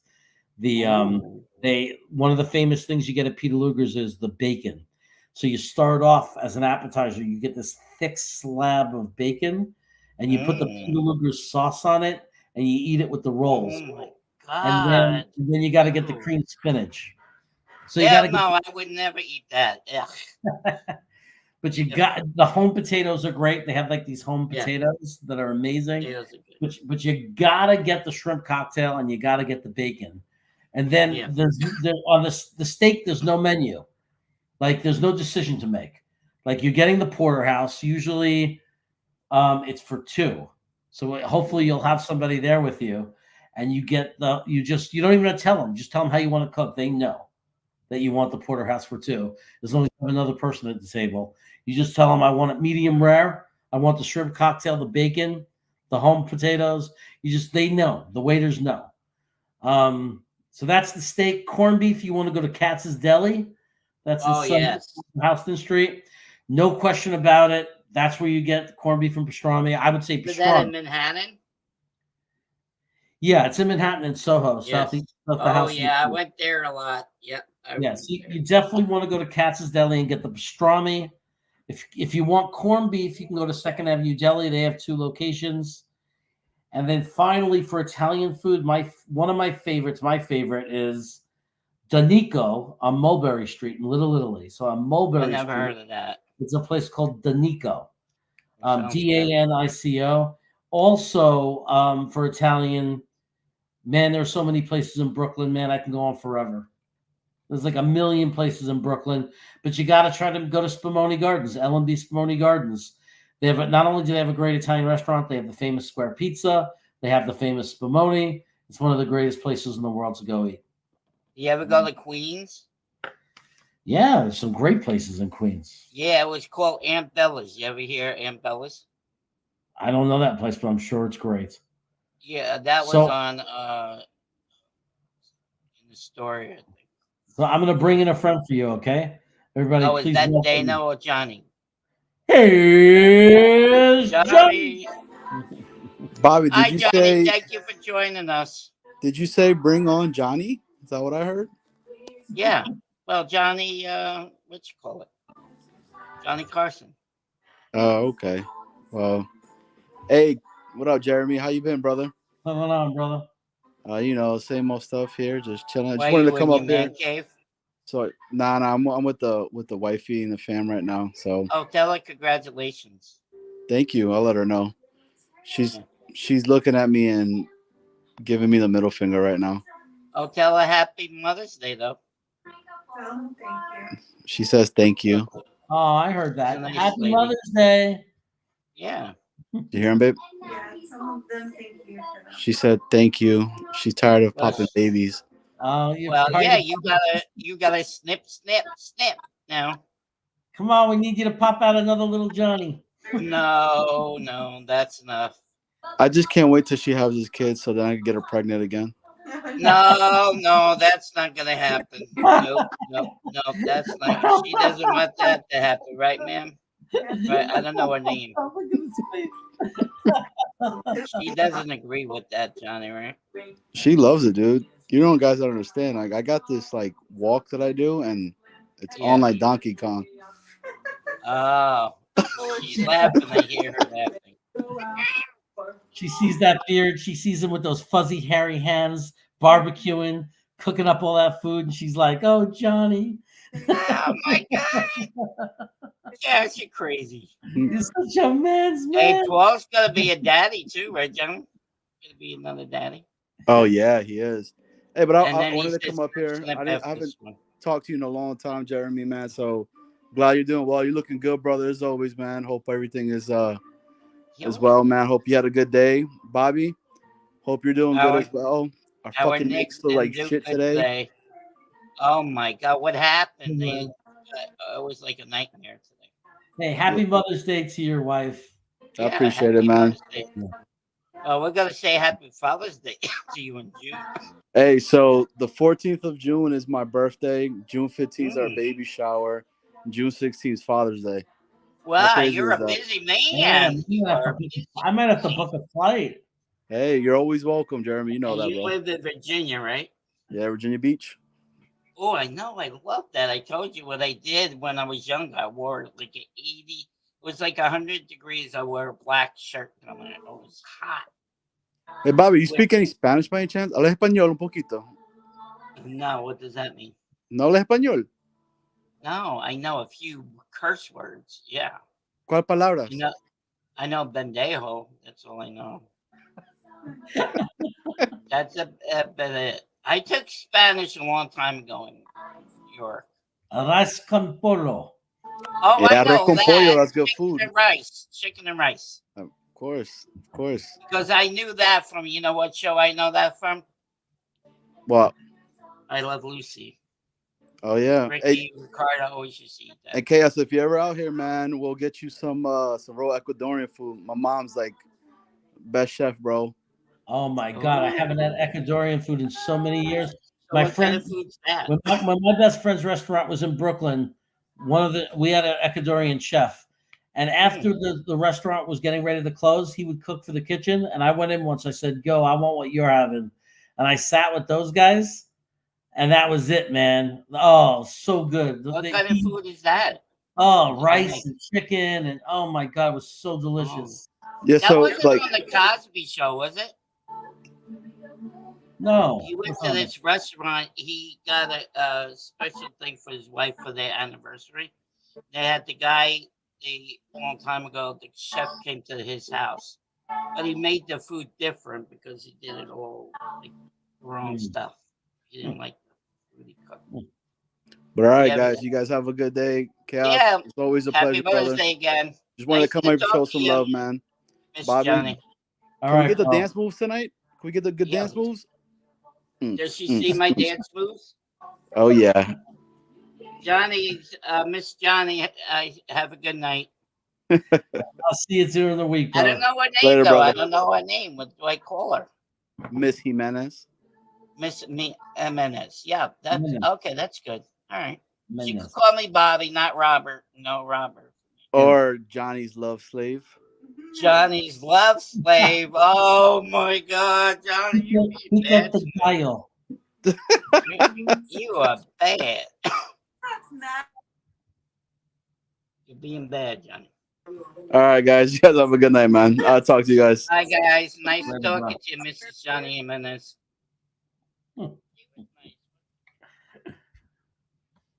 Hey, we lost your sound. Oh, there you go. What? She was real nice, huh? No, we lost it. Yeah, real nice family, good people. Yeah, Hope to visit Johnny's them someday. hilarious. Johnny's great. Yeah.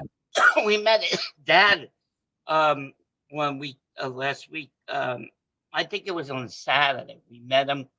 Paul Green's father was on, and he was on. He had to work with his father one day, and then Johnny showed him his father. Very nice guy. I think he does roofing or something like that. So do you have to go now? Yeah, I think it's time we wrap up. But hey, 2 hours and 2 hours. Well, you did more than I did. Who else came on? That was it. It was you and Johnny and Nick and Maddie, who was very nice to meet him. So yeah, Maddie's a great guy, isn't he? Yeah, yeah. I'm looking forward to connecting with him and going on a show. I love going on other people's shows. It's a lot of fun. You gotta like my Midnight too. You ever watch the show Chicago PD? Yeah. Do you know the guy with the beard? What's the guy name with the beard? I forget, but the Blackbeard? No, he's a white guy with a beard. No, I know. It's like the hair is black. It's a dark beard. Yeah, brownish beard. Yeah. I think I know that guy. I've only watched. He looks exactly like Mike Midnight. I told him that. Mike. He agrees with me too. Well, so I'll let you go. I'll probably see you over at Nick's. I'm doing your show. Dano. No, Dano's asked I think he's asking me to be. Dano, I'll be on your channel. You just got to invite me. Just send me a Twitter saying, "Hey, can you do my show?" It's on Friday nights, right? Yeah. Just got to. I want to be on this show too. Yeah, I would happily join your show. I just need an invitation, bro. That's all you got to do. Invite me too, Dano. I'm very entertaining. All righty, everybody. Thank you I'll for see you at 9 o'clock, right? Yeah, Bobby. Well, it's 6 o'clock your time. That's right. Your time. Yeah, I'll see you later. You're lucky during the football season. It's like midnight when we go to bed. It's like only 9 o'clock when you guys go to bed. Yeah. You guys are lucky over there. Hey, thanks for coming on, Thank Bob. Thank you very much for having me on. All right, you're awesome. All right, so that was Bobby, and I'm going to go to a closing video. I opened with the Jets Lounge video. I'm going to close with the Jets Lounge video. For For those of you who don't know, I'm very good friends with the CEO of the Jets Lounge and his brother. They've been very good to me.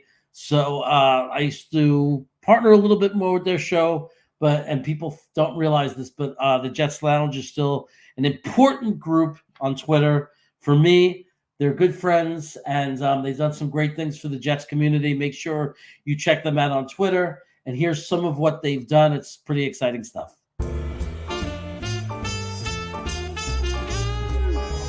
Let's go! We need JJ! We want JJ! We want JJ! We want JJ! Let's go!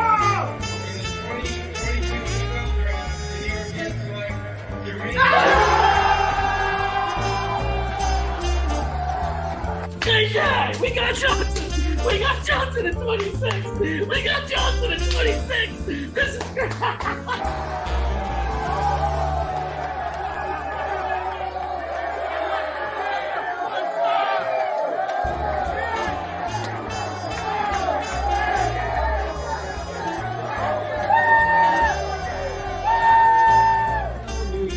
It is Matt, it is Richie. We are hanging out with the Jets Lounge guys. Richie, my man, how's it going? Matt, this is sick. We're at the Jets Lounge event in Farmingdale. The main event is what it's called. We got the entire Rucker family over there. Jets!